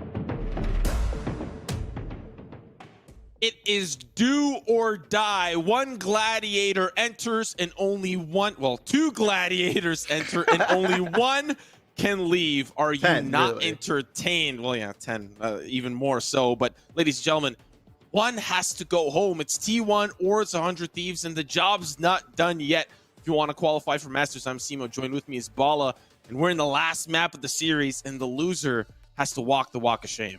Yeah, in the Coliseum, it was a bloodbath on Icebox, but Haven was good, and we're going the distance. 3 maps for this final one. Icebox was absolutely a stomp for T1, and for good reason. They came prepared. They came out of the gate swinging. But you have to question now, what happens for 100 Thieves? I mean, what kind of influence it has not having an Opper in this Challengers 3 series? Because on Icebox, it could have had some impact here. The long range is when that wall's down, the angle's down in mid, and especially down on A, because when you think about it, there actually wasn't that many smokes available on the A site when they took it. It was raw peeking the entire time. It was clearing angles with utilities, sure, but line of sight blocking, not so much. I mean, this is where a breach would come in handy. If you're worried about that operator to, push somebody off an angle, that is where the breach would come in quite handy. But we don't really tend to see that on Ascent. One of the things that I think is super important to mention, Bala, is this record for T1 on Ascent. They've lost maps to teams like Pugstars and Headshot Percentage, and this is of recent for 100 Thieves, yeah, losing to Energy and Sentinels, they have a win over Luminosity. And I'm afraid of Luminosity. Everyone's afraid of Luminosity. They looked good on Ascent. That looked like their best map going into Challengers too. Remember their win over Endbox in that one too. They looked very, very good. But the thing is, they did not really play much new in that entire thing. They did have the Dicey Sage experiment that they're bringing back now with Nitro. And we already saw that on against the NRG. So we expect to see Nitro on Sage again. But how much did it work? I'm not quite sure. I mean, sure, Nitro played decently, but did he look comfortable? Did he look like the Nitro of old? Did he look like a Nitro who can really bring this map through for 100 Thieves? I don't know. Yeah, and especially you have to think about the stamina of these two teams, right? They've been playing for quite some time. I know that they're veteran and conditioned to playing long hours, but you just lost 13-1. You got to bounce back with the highest morale you've ever had in your entire life. Because this is it. This is your last chance to qualify. And you're not even done yet when you do. Yeah, not even looking like an attempt at a comeback on Icebox. Yeah, that's going to be difficult, but hey, it's an FPL lobby. These guys have played long hours. They've played decently into the night, winning, losing all over the place. These guys know and are true competitors. I mean, at the core of it, these guys have been around for so long. Playing at it. Let's get into Agent Select though. And very, very quickly, we do see that come out. No troll from Hiko on the Agent Select. Right into business. They want to be done and done quick. Curry, he was the highlight star of Icebox. I think that's going to be handed over to somebody else on this map. He does not have the Viper to show us some heroics here. And to be fair, Viper doesn't get played on Ascent all that often across the world regardless, but standard compositions on both fronts. You know, we don't really see the Reyna pop up too much, especially within these two teams. And Asuna on the Raze here. That's a very interesting pick. I think for a map like Ascent, you tend to want the Jet. You've got these great sight lines that you can updraft over towards the A side, and you just have great repositioning abilities as well. Yeah, and the lack of Phoenix as well. So this Raze is something that I'm going to be paying attention to quite closely to see what effect it brings for 100 Thieves. We still see teams, especially when running double duelists, play Raze all the time. But actually, when you talk about Reyna, this is a map that Asuna did play Reyna on in the last Challengers. But because of the changes, obviously, not only to the team itself in terms of bringing on Ethan, but because of the changes to Reyna, apparently Asuna doesn't like it. So he'll go back over towards Raze. And hopefully you can have a good game. We're going to start out with a quick attack over towards B, but a fault line slows things down instantly. I like that early start. You still have Curry here with the camera. Very interesting one at that. Roomba's going to clear out B main, but still smoke. I don't like how many frenzies I'm seeing in this series in pistol rounds. I thought we were done with that, but no, there it is. Automatic and Spider with a frenzy, gonna dash forward. There's the wall to get over, but actually Ethan goes over top by action, I believe. Now they're stuck. Skadoodle with a flash point. That's gonna put him down, but a second peek from Curry doesn't matter. He gets them both. The two anchors can't hold off the push from 100 Thieves, but it's back to a 3v3. The wall is there, and the defense are coming from it. Daze just trying to hop on and over. But Spider all on his lonesome. Maybe they want to push all through lane together. The paranoia comes through. They're in a little bit of trouble. Shock Dart's going to make Spider in a little bit of trouble, but he's going to get tagged by it. That's two. They're dropped down, but he goes there. He gets flanked from lane by Daze, and the initial pistol goes to T1. Almost there from Spider. And then Hiko almost as well with the first shot, but it doesn't matter. T1 too strong in that attack, or on the retake. 100 Thieves with a little bit of ideas there to put up the wall and go through, but they only get 3, and I feel like Ethan falling over that wall, tripping, and basically breaking Humpty Dumpty off the side is going to cost them sorely. Another pistol round lost. T1 continue the momentum. Yeah, they definitely want to pick up where they left off on Icebox. Look at this from 100 Thieves, a force. They want to stop the bleeding as soon as possible. They do not want to let T1 get ahead anytime soon. A force here for 100 Thieves. Sheriffs and heavy armor. And one player, I forget who has a Spectre. Let's see what they can do here up against T1. That's Asuna who has it. Smoking off Cat. 100 Thieves playing passively in mid, just jump spotting. Or sorry, T1 playing passively. That's Daze, jump spotting over the fountain. But a smoke to deny info now. We'll have to drone it and see if anybody's creeping up, but there's nobody. That might be a little bit of a red herring. Asuna's gonna creep up. There's the flashpoint. He dodges it. And Curry loses life because of that. Man advantage now on this force back. Cover going out. Pick for B. Maybe T1 rotates over. Let's hit this A site. That's what they're preparing to start. Automatic is down. That's a great opening to continue the push. Spider up in heaven. He's Only ready a with the ghost. push forward, but he only has a ghost. T1, they're starting to rotate over. The wall is going to stop them from pushing forward, but that's going to be a great spot for Spider. They don't anticipate him there on the heaven side, but he only has a ghost. He's keeping them at bay, but he does get traded. Daze has the Spectre. Shots from range will find him. That's going to be the drop down for Skadoodle at close range onto Ethan. Asuna flanking there from the heaven side, and he will put the nail in the coffin. The force up comes up huge for 100 Thieves. Forget running and spraying. It's flying and spraying for Asuna with the blast packs to clean up the final player there. Skadoodle almost had it. Almost potentially stopped everything, but the force back works and they stop the bleeding immediately on this map. Before this, it was 8 rounds in a row for T1. But instantly, 100 Thieves says, no, this is not going to be Icebox. We're going to have a match here. And guess whose shoulders are feeling that weight? That 20-pound deadlift. It's Asuna already with 5, and he's looking to get more. He's hungry. 1 point away from the showstopper. He gets this orb, and his B site is free low. He might not even need it. He might not even want it. He might just want to hunt down Curry because he knows how close he plays on the B main swing. Well, he will take it.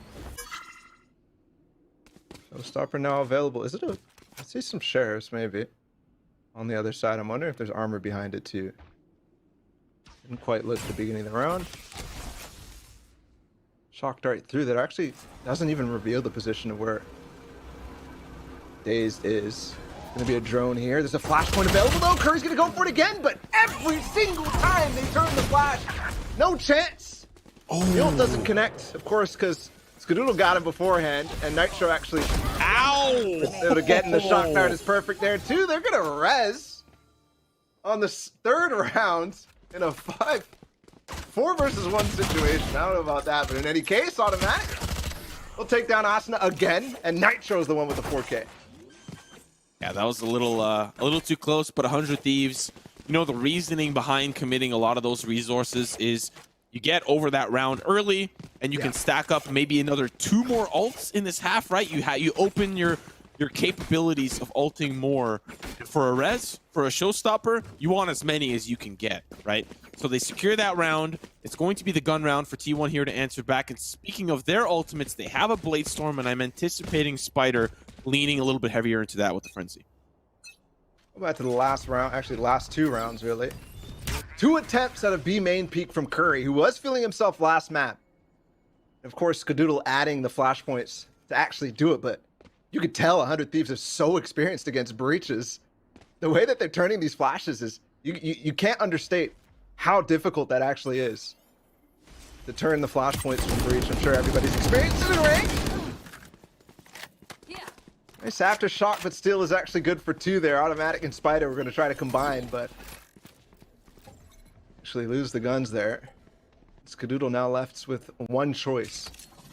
Rolling Thunder, if they come out for days, then it might actually happen. Got to be careful here. They know it's available, and they know the aftershock was just used. Oh, Asuna. That's one way to clear. Backstab.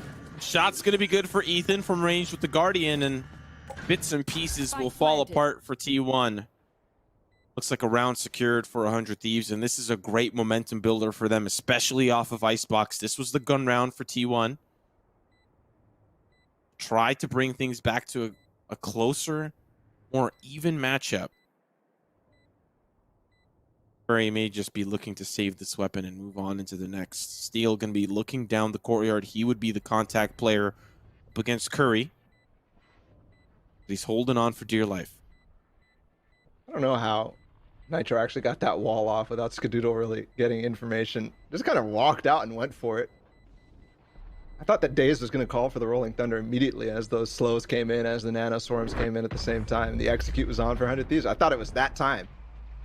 They also played it really nice, 100 Thieves, on that approach. They stayed spread. I mean, Nitro went out first, got the wall down. A couple of them stayed back, peeking heaven, making sure nobody's going to push through the mollies, nothing like that. So even if that went out, I don't know.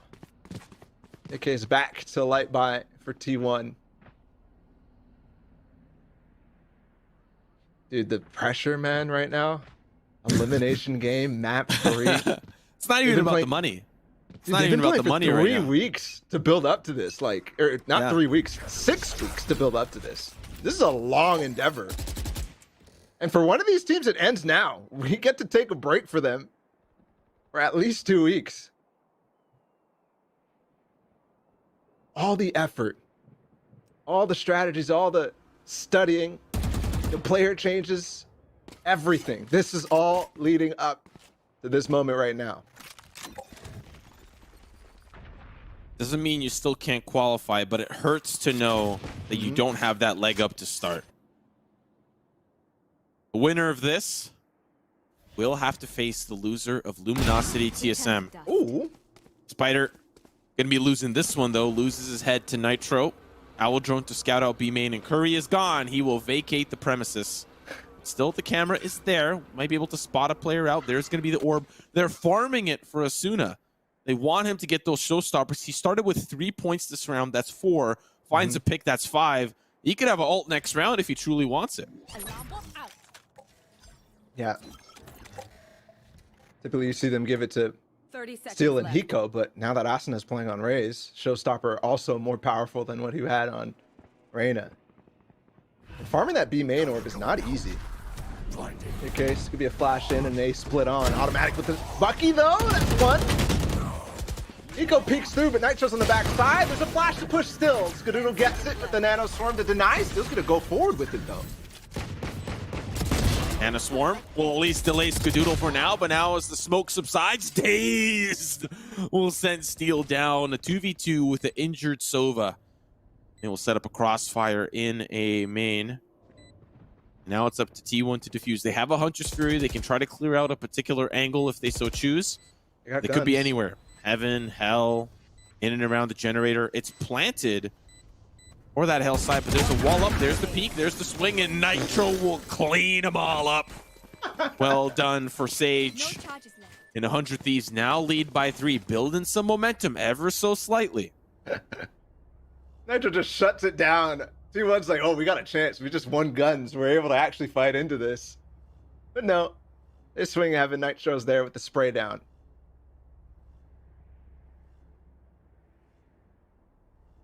Four to 1. Momentum completely shattered for T1 leaving off of Icebox.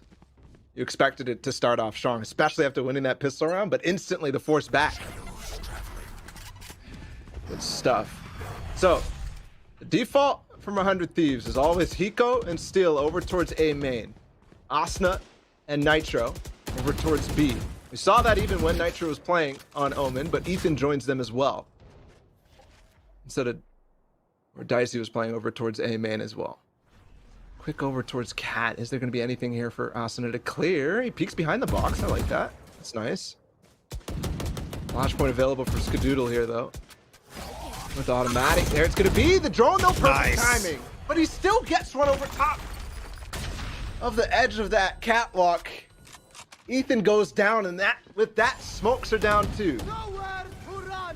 Look at this patient play. They're just so careful, checking every corner, checking every angle, but Hiko, the arrows fly. And now they break open onto the A side, have complete control. Steel all the way wrapped up in heaven, and T1 will save him. Does he find the peak here? Yes! Another one right in the bag of goodies for 100 Thieves. But it was the Hunter's Fury to group 2 in Garden. 2 frags for Hiko. The crazy part about that, though, is like Ethan losing smokes. It's like, that's a big deal. But they weren't even planning on that. They were already planning the Hunter's Fury and walk up dry through tree. the way that plays out and push it as fast as possible. Get the kills while everybody's worried about getting tagged down. Curry's going to try to hold on. Yes, he gets it against Nitro, but 2 more. They're going to swing. He only gets 1 and not able to recover. I believe that might have been an op for Spider. Can't quite tell. No, I don't think so. I didn't see it on the floor. I swear he had it, but you could be right. You could be right. It's a little bit tricky. Regardless, 100 Thieves up by 4. Okay, things are starting to build up a little bit. We're getting flashbacks back to Icebox, but unfortunately the shoe's on the other foot.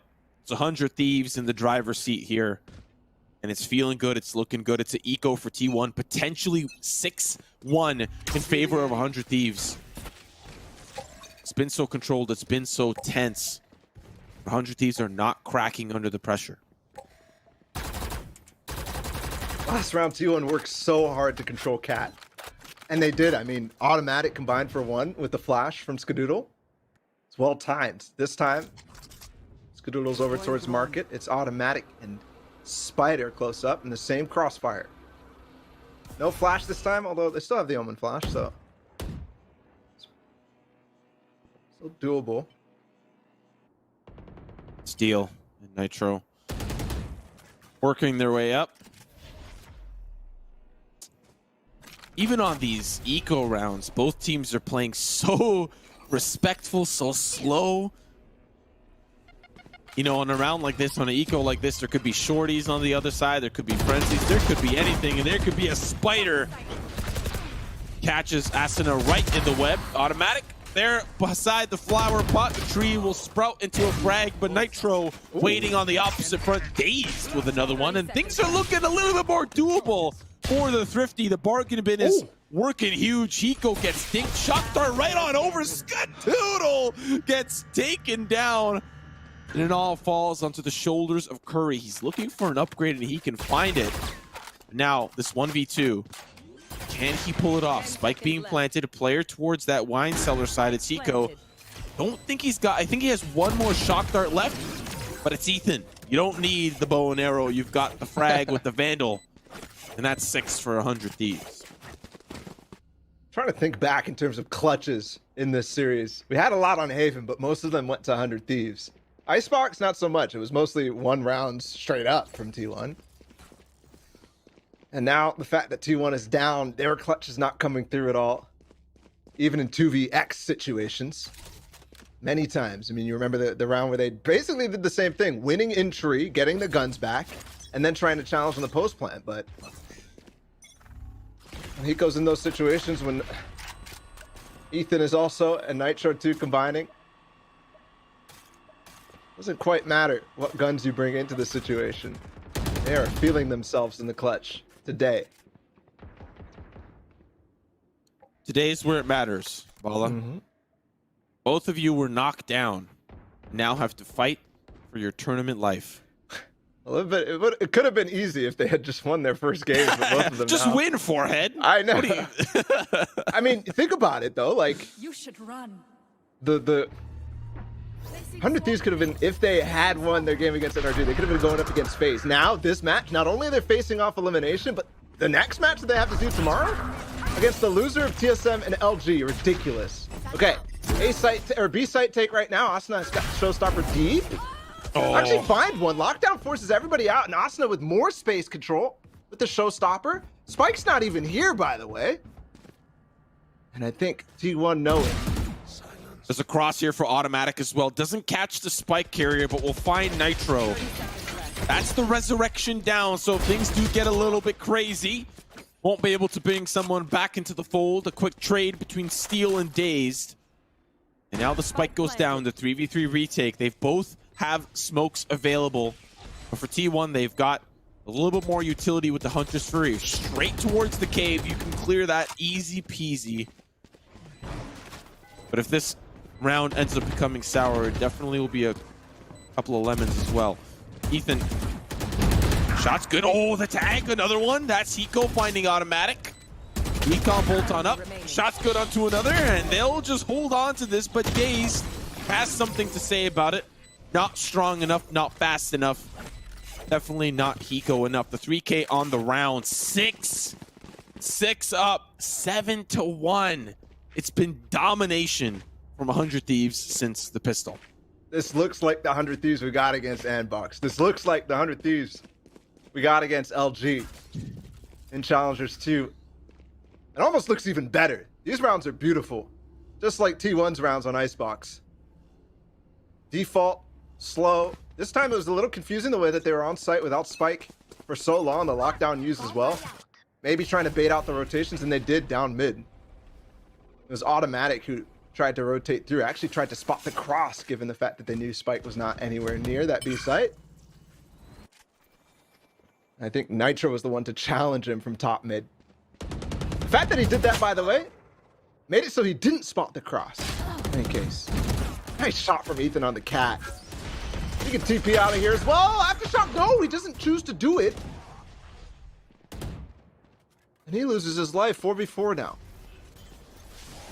That was also the Blade Storm gone for Spider. That's gonna hurt as well. Skadoodle with the Spectre is able to nullify and dwindle those odds ever so slightly. Another one's gonna come right into his open arms, find Steel. This soft buy round, especially with a lot of this presence towards the mid side, has thwarted a lot of early intel from 100 Thieves. They're just trying to bring this round back into the fray. There is a Rolling Thunder available, but he holds off. He's by himself. That's why he didn't want to do it. If one person doesn't get caught by that Rolling Thunder, you'll get caught unaware because you're so focused on trying to chase down those kills. 25 seconds now for 100 Thieves. It's Nitro and Hiko, of course, but with the addition of Ethan as well. Vault line coming through. Pushes Skadoodle off the angle. Now as they start to come on through, Skadoodle with the mow down. Even after Ethan fell, his body still went up and went back down by the Rolling Thunder. He was already dead, man. Just leave him alone. Just leave him alone. That's brutal. Avert your eyes. So they break the streak. That was 6 in a row. They break the streak now because of good play from Skadoodle and the way that they fought back in mid. 100 Thieves challenges that too. With no real staying power in that. They don't have the flash ability that T1 does have. They have to take things a little slower, methodical, rather than just flash peeking and backing off. No Jet either to escape fights like that. You recall the first instance though, Ethan getting stuck in that cubby with the aftershock and not Shrouded stepping away. Default quickly leaves over towards A though, and we've seen this story before. Spider will try to challenge, but this could be a dash. He gets the kill. There you go. No flash needed. But still now 100 Thieves going to try to pick up the pieces. No resurrection available. Did farm the orb there for Hiko. He's got Hunter's Fury now. Are they going to creep through the smoke? I think they might. I think there's going to be a wall and a double peek through the smoke. There's the paranoia. Both sides of the smoke. He clears it and Ethan gets it, but wow. Traded out by Daze. Wall's out now. Automatic stuck behind. Hiko alive and Steel with the flank down in A main. He actually takes out Curry. Has to start the large run back towards B. That might actually cost them. They're hitting now. Uh-oh, Nitro in trouble. Automatic teleports right on top of his wall. Steel's got to get her quick. He's a little bit too late to the party, but there is a Hunter's Fury. Partner that up with Steel, now trying to push them off. Wait, there's a counter Hunter's Fury? What is happening? Daze trying to get some shots through, but Spike is sticking Steel. You have to make it up to heaven fast. Now the defuse starts to come through. He's down for the count. 31 HP. Hiko, you don't have a lot of time. The arches are being defended, and the defuse for T1. A small glimmer of hope. Another round on the board. And that flank could have been huge from Steel. It could have been. He was just in time too. But unfortunately the window not broken. Glass still up, and it makes the sound cue. So the jig is up and Steel gets knocked down instantly on the sights. Could have worked, but unfortunately it does not. Good stuff from T1 as well to avoid the Hunter's Fury and have the counter. Of course, it didn't actually connect on the Hiko. He stays alive, but there you go. 2 in a row now for T1. 2 rounds left. Trying to make it back towards 7-5. That would be ideal. Spider gonna take aggressive peek. Asuna will fall. Paranoia to try to follow suit, but your comrade is gone. There is no bringing him back. Maybe. Don't know how many points Nitro has for the resurrection. Does he have one more in the tank? Steel has already been working towards this A site, hasn't gotten a lot of this catwalk control, but there's 2 members on the site itself. He's going to need to wrap around. He gets rid of this glass. He's going to be in a lot of trouble. But Skadoodle, like, who holds that angle? Who sits there?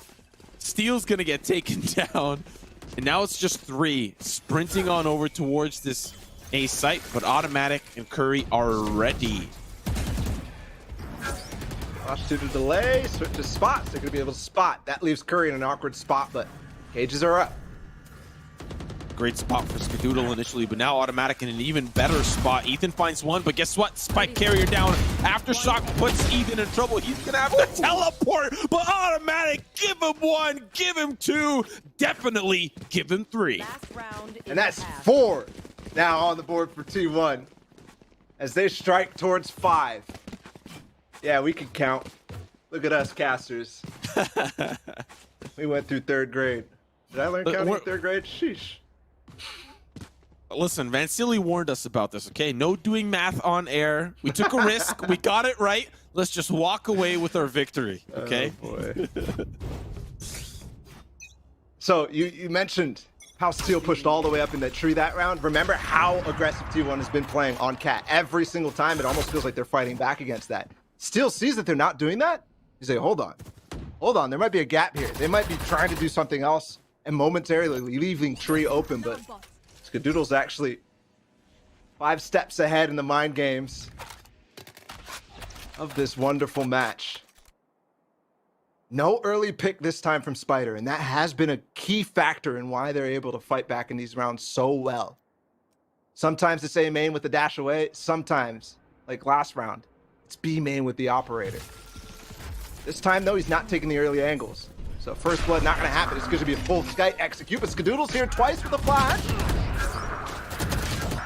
Oh, Ethan backside wins the duel against Curry.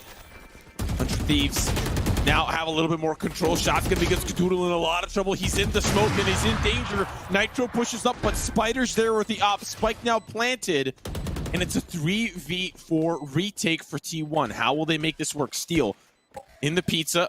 Recon Bolt going to be destroyed, so now he's got to get out of there. And now Swarm's going to help out. There's the turret. 6th man in the lobby, and Steel will find the frag. Down to 2. Lockdown available. Spider does manage to find Steel and another pick. Now it's the 2v2, but the spike is still ticking. They don't have a lot of time. Ethan's in a great spot. That felt a little delayed, but the shot's good regardless. And now Spider, he's going to be looking to try to take them apart as they try to exit, looking for anything for the return. But that's going to be the half, ladies and gentlemen. We'll see you after the break for the last half to decide who moves on and who falls from grace.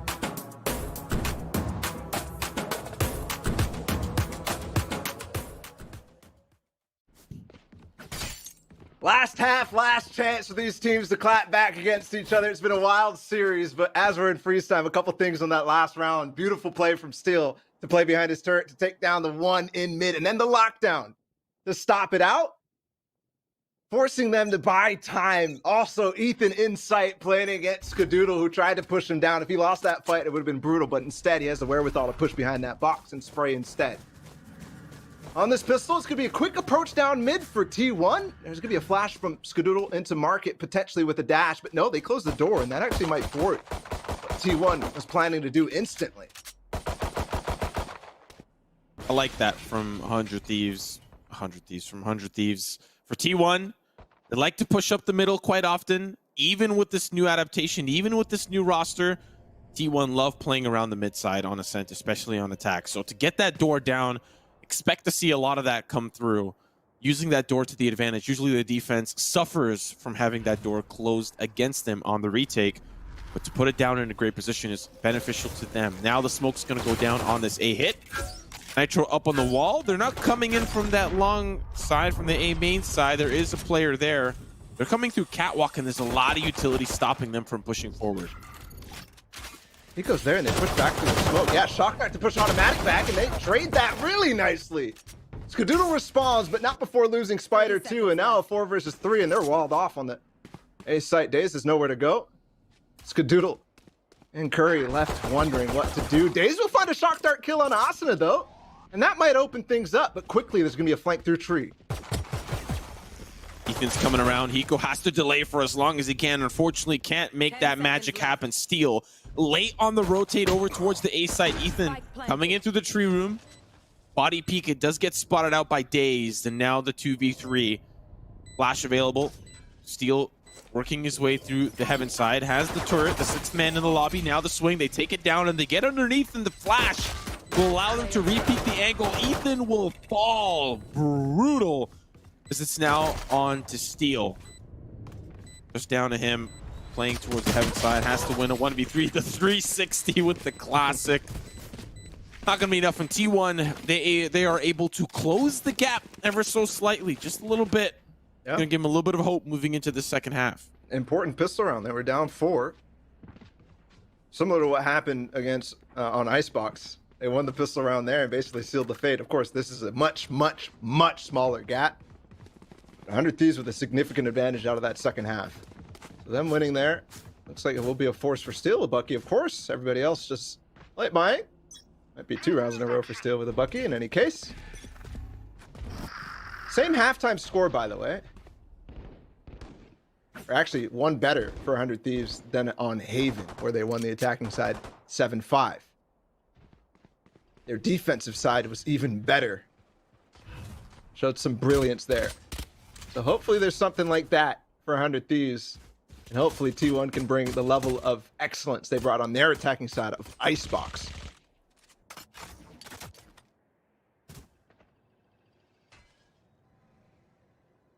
Hundred Thieves. Force up here for Steel signifies that they want to stack towards the A site with the pistols they have, hoping to try and find some success. Maybe leave it up to chance for Steel to anticipate a quick rush onto site and fend them off with the Bucky. But unfortunately, it doesn't work out on the initial push for A main, but now this is Steel's chance with the Bucky to show us what he's got.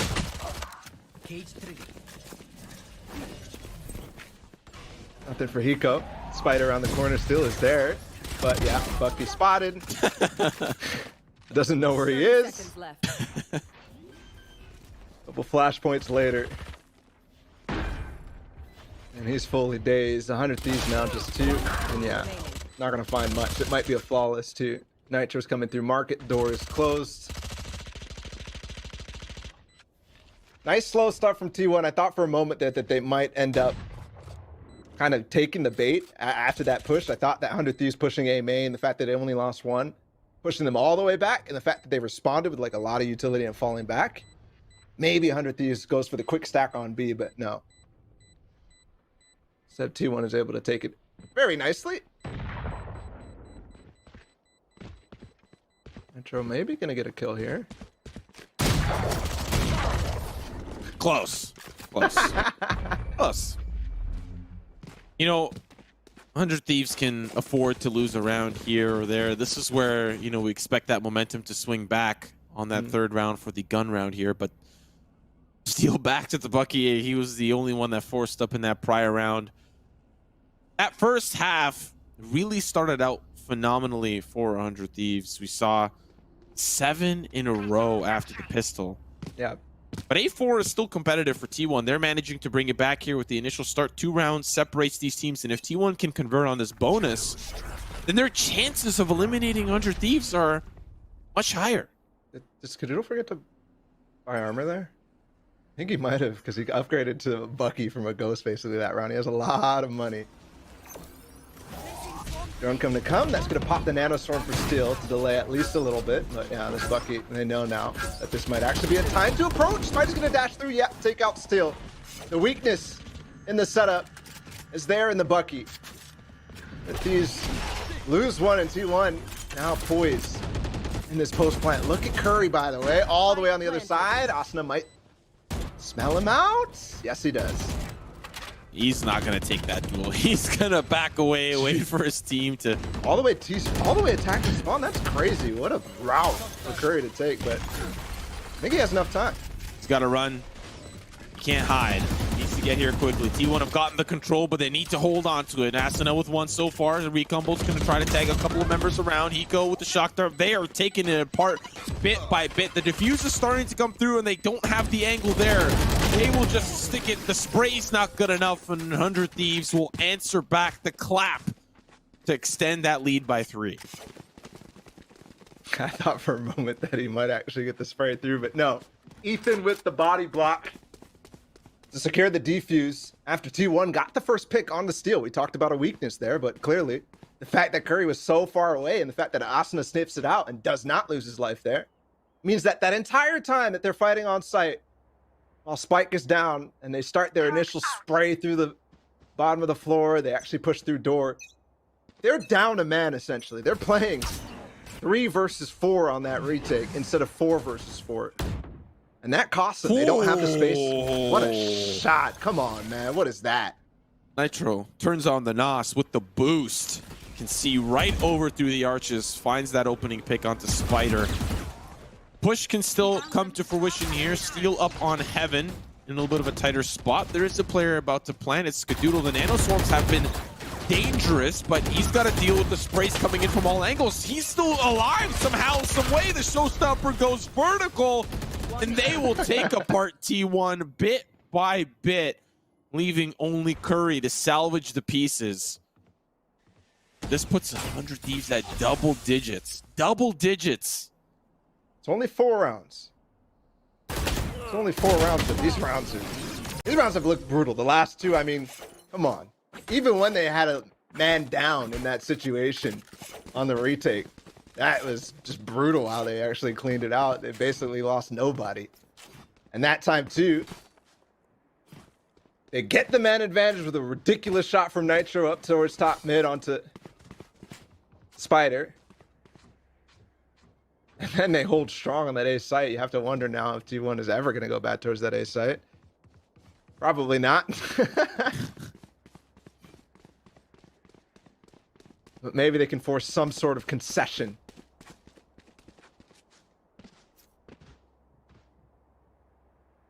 Looks like we got a pause tact for T1. And yeah, they've got to figure out something. How to approach, which site to go. How does his default change up? That's quite. Those last 2 rounds were not what you wanted. They were so good from 100 Thieves. The flawless last time. What do you change though? Because we've already seen a switch for 100 Thieves. They have Steel over towards B this time, playing the market, and they've got a double up. Asuna and Nitro over towards A. And it's also just Steel consistently changing up his positioning. You don't want to condition them. I mean, he tends to lean a little bit heavier towards the B side, so he wanted to get a couple of reps in towards A to bring in, to strike the fear into the hearts of T1. If you go A, those Nano Swarms are going to chunk you. Clearing out the wine cellar. Asuna and Nitro are here. Slow orb, now we're in trouble, but the TP out to safety. Automatic will back away. This is the eco round for T1. Should be around 400 Thieves to clean up, and it starts with this opening pick onto Spider, which means it's going exactly on trend. Shot from Still 2 onto Dazed. You go 1 by 1 right now for T1, but and just pistols, so not too concerned about it, but might be a trend later on.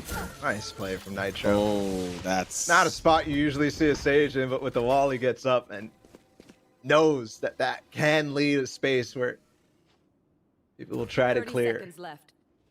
Curry with 2 cages to kind of confuse whether their position stays crossed or not, but and now it's over. Still knows. Although does he know that he's past the nanoswarm? Last player standing. Yeah, you don't have a lot of time. Doesn't matter. he was doing this old James Bond bit. You know, he got past the sharks and the floating lava, and then tries to sneak on underneath. But the big bad boss Steel will find him. Now we're at 6-11. A gun round for T1. You have to convert here. You have to. Let's have a look at the lay of the land. We have the Blade Storm, we have the Rolling Thunder, and we have a Hunter's Fury. Post-plant position for Dazed, Skadoodle to entry onto site. Maybe if Curry finds an orb, you can try to get that neural theft and gather intel based off of the picks that come through. This is a round that you desperately need to put one on the board to stop the bleeding. 100 of these are just going to run away with the match. Yeah. You don't want to be losing 13-7 or 13-6 and be eliminated after such a dominant performance on Icebox. Right here. They've got to find impact with these ults. They have to. Once again, Spider in mid by himself. He's tagged. All right. Owl drone of Hiko into spawn, and they've got a crossfire that will be very brutal if they actually take this. But no, Hiko gets smoked off, so Still can't play. He's going back to the molly. Wow. That's his own. That's brilliant. Oh, and he That's gets gorgeous. Out. And he gets out Gets too. away too with Hiko's spam as well. That's just so nice. Pushing through his own molly in that case. The nano swarm doesn't do as much damage. And he catches one unaware, completely. Spider down again. Curry does find one though, an automatic. They respond in kind. B side open. But the spike's at tiles. They don't have it yet. They got to go back and get it. They have all this control. Neural Theft will gather the intel. Still have the Rolling Thunder. Still have the Hunter's Fury available. Nitro inching closer, has the resurrection, and maybe looking for that res. There it comes through. He goes back in the fray, but now they want to push back in. Curry will take down 3. He finally finds the trade here for Ethan, but it's a 2v2. Spray through. Asuna caught with the paint shell out. Ethan down to 30 HP. The snail walk for automatic finds its mark onto Ethan. Now it's the duel, and it's a victory for T1. They will find a round that they desperately needed. Dude, if they lost that round, oh my goodness, that was going to be hard for them to recover from. Not only, obviously, in the match status, that would have been match point, but also mentally. They were up so many after Steel. Yeah, he got Spider to start off, but then they clapped back with 2 instantly. So it was a 4 versus 3. Got even more after that, and things started to go haywire after that resurrection from Nitro onto Ethan. But they make it work any case. Nice crossfire to end the round, stairs and whatnot.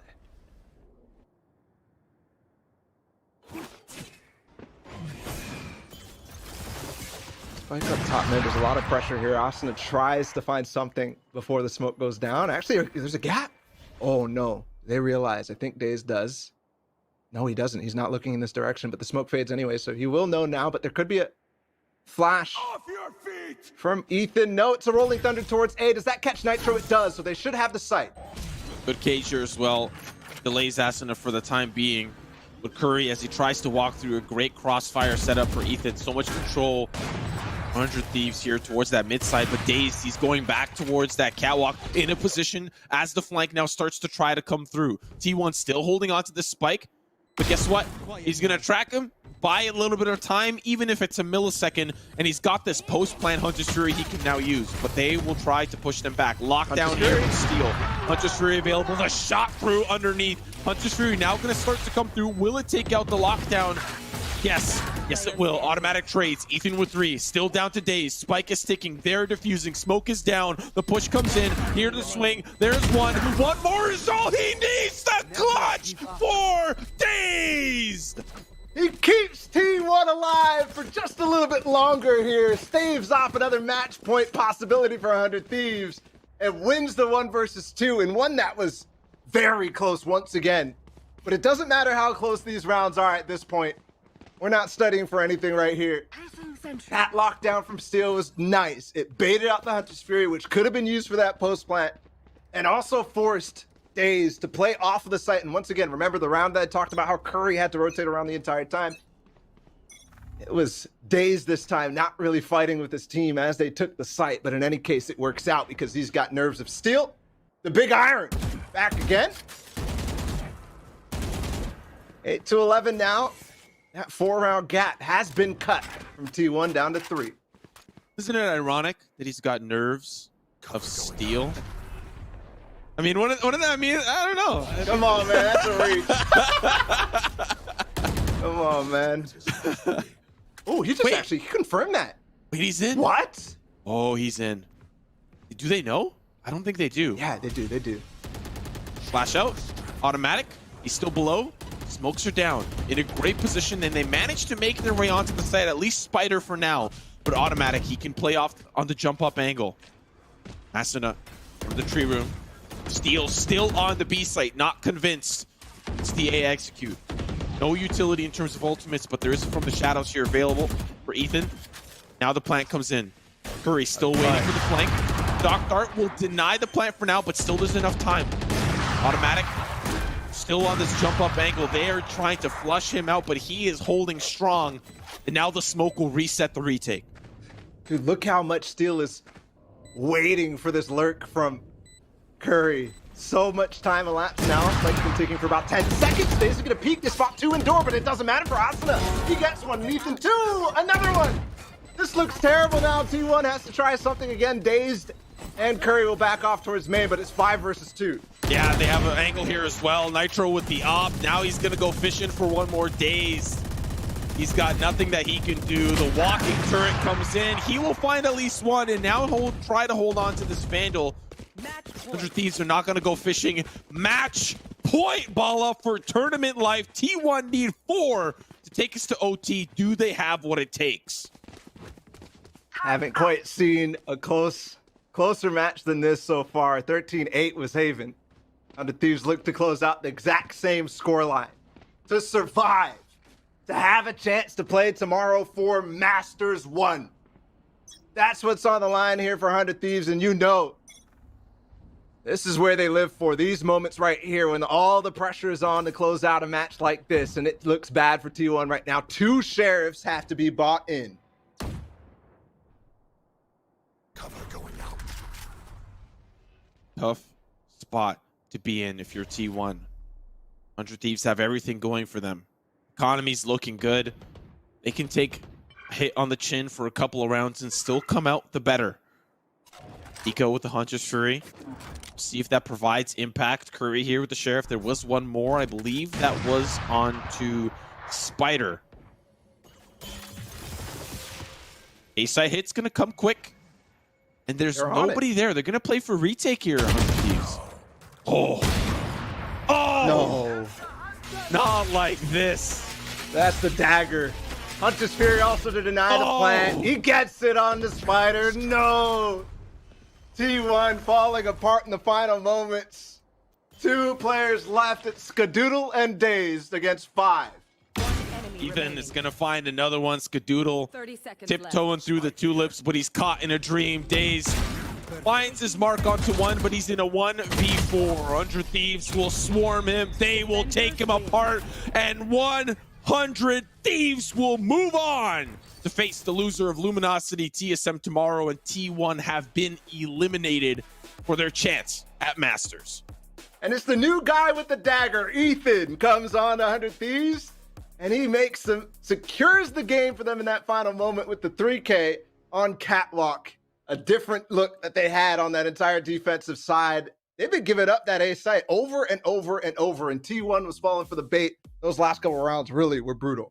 Yeah, you know, it started out quite great for 100 Thieves. They had 7 in a row on the first half. T1 started to fish out a couple of different strategies, but they could never catch up once we moved on to the second half. 100 Thieves had a solid defensive setup. We're very willing to play retake on the A site. But once T1 managed to break through, the trades were so favorable for 100 Thieves. Once the retake started to come through, the utility to try to get some ground back, and T1 just could not get a footing. They could not get their foot in the door. Like a Jehovah's Witness, they were left outside in the rain.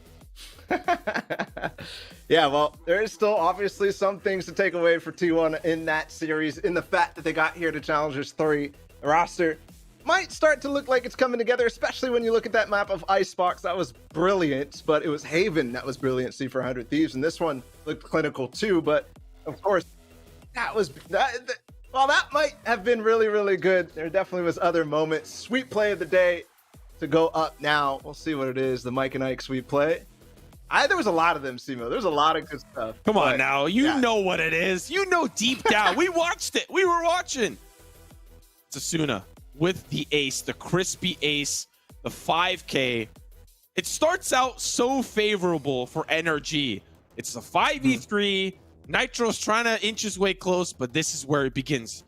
Finds one, then another. Slowly inches forward. This was where he sees the barrel, and it gives him the advantage. But it's this moment right here where he just flushes out one more player, and it's the blast pack that was so good. It delays just for a moment, enough time, Bala, for Asuna to get the swing up to half and defuse that spike. Yeah, that was so crazy, that moment. And there's plenty of time to boot as well. Asuna made it work there and definitely showed up. A difference from that Challengers 2 performance for 100 Thieves. And hey, that's the reason why today they're moving on against T1. They go on into that Masters qualification possibility tomorrow. We'll have to see. They look really good. Let's take a look at the bracket for the entire day, how everything shaped up, because everything's wrapped here in Challengers 3 so far for day one. Lower bracket run starting for 100 Thieves and Gen G, who went up against Koala earlier, got 2-0'd on that second stream. They go up tomorrow against NRG or FaZe. Listen, I have a Moon Raccoon sweater. It's a shame that Koala didn't manage to pack a punch, but listen, it's Gen G. We've been super impressed with Sean. We've been super impressed with Kusta. This team is really shaping up, and especially under the leadership of MCE, I'm expecting this team to look a lot better. And if you're going up against NRG and FaZe, your chances are not bad. You know, looking at 100 Thieves, going up against LG or TSM, I think I like Gen G's chances a little bit better. Yeah, we were talking about how the top side of the bracket, of the upper bracket, looked so difficult in comparison to the lower side. But yet here we are, 100 Thieves in that lower bracket right now, and they get to switch sides, unfortunately, and go up against LG or TSM. But that's fortunately for us, because those are going to be some banger matches, of course. Rematch of First Strike Finals or rematch of Challengers 2. Here's the upper bracket. It's LG versus TSM to start things off tomorrow at the same time as NRG versus FaZe. That's going to be one heck of a matchup. LG, especially up against TSM. This team, you know, with the changes, there's probably a lot of potential criticism. All Stingers are down. Reyna is down. Will this team perform to the same caliber, especially up against the likes of TSM, who have since undergone a lot of construction work with their agent compositions, taking out that triple duelist, putting some Sentinels back into the fray for Hayes. How is that going to work up against LG? On the flip side, you've got two very explosive teams, Baby Bay and Corey, up against Android and Shanks. Oh my goodness. If there's ever a match that you want to see the W key held, it is going to be that best of 3. Yeah, and it's going to be another qual here, potential for FaZe. If they beat out NRG, that's a Masters qual. Those matches will be for that qual spot. If they end up winning, they'll go through to Masters 1 to join the likes of XSET, Sentinels, Immortals, and Envy, who are waiting next weekend to play against whoever comes out of this. And so far, it's definitely a banger of a tournament to find that out. And remember, this is for qualification and points for Champions Tour. Only 3 North American teams can go to the Valorant Worlds and compete against some of the best international teams in the world. There is going to be a last chance qualifier in September. We're far from that, but you get a chance at glory and a chance to prove that you are the best in North America since the First Strike series. So with that, before we close things off, of course, we have to say thank you to the sponsors that make this possible, and it would not be possible without HyperX. Listen, every single day, billions and billions of people wake up, eat, and fire up a game as their daily routine. Console or PC, casual or pro, no matter your creed, color, or culture, We're all gamers, and HyperX is always ready to game. Heck, I'm even ready to game right now, Ball. Yeah, I'm about to hop in a DM, get in that ranked. I mean, for sure. That was when you watch these guys, you have to. I mean, every single time it just feels like, okay, I just got to play, man. I got to be like them. I got to be like Nitro. I got to be like Hiko clutching up in ranked. But in any case, it's going to be a little while. I'm going to have to take a little nap after this. Sleep long because tomorrow's going to be a good day. And so with that, ladies and gentlemen, just to remind you, tomorrow's matches will start at 12 p.m. Pacific or 3 p.m. Eastern. You don't want to miss the action starting with teams qualifying for Masters tomorrow. We'll see you all tomorrow.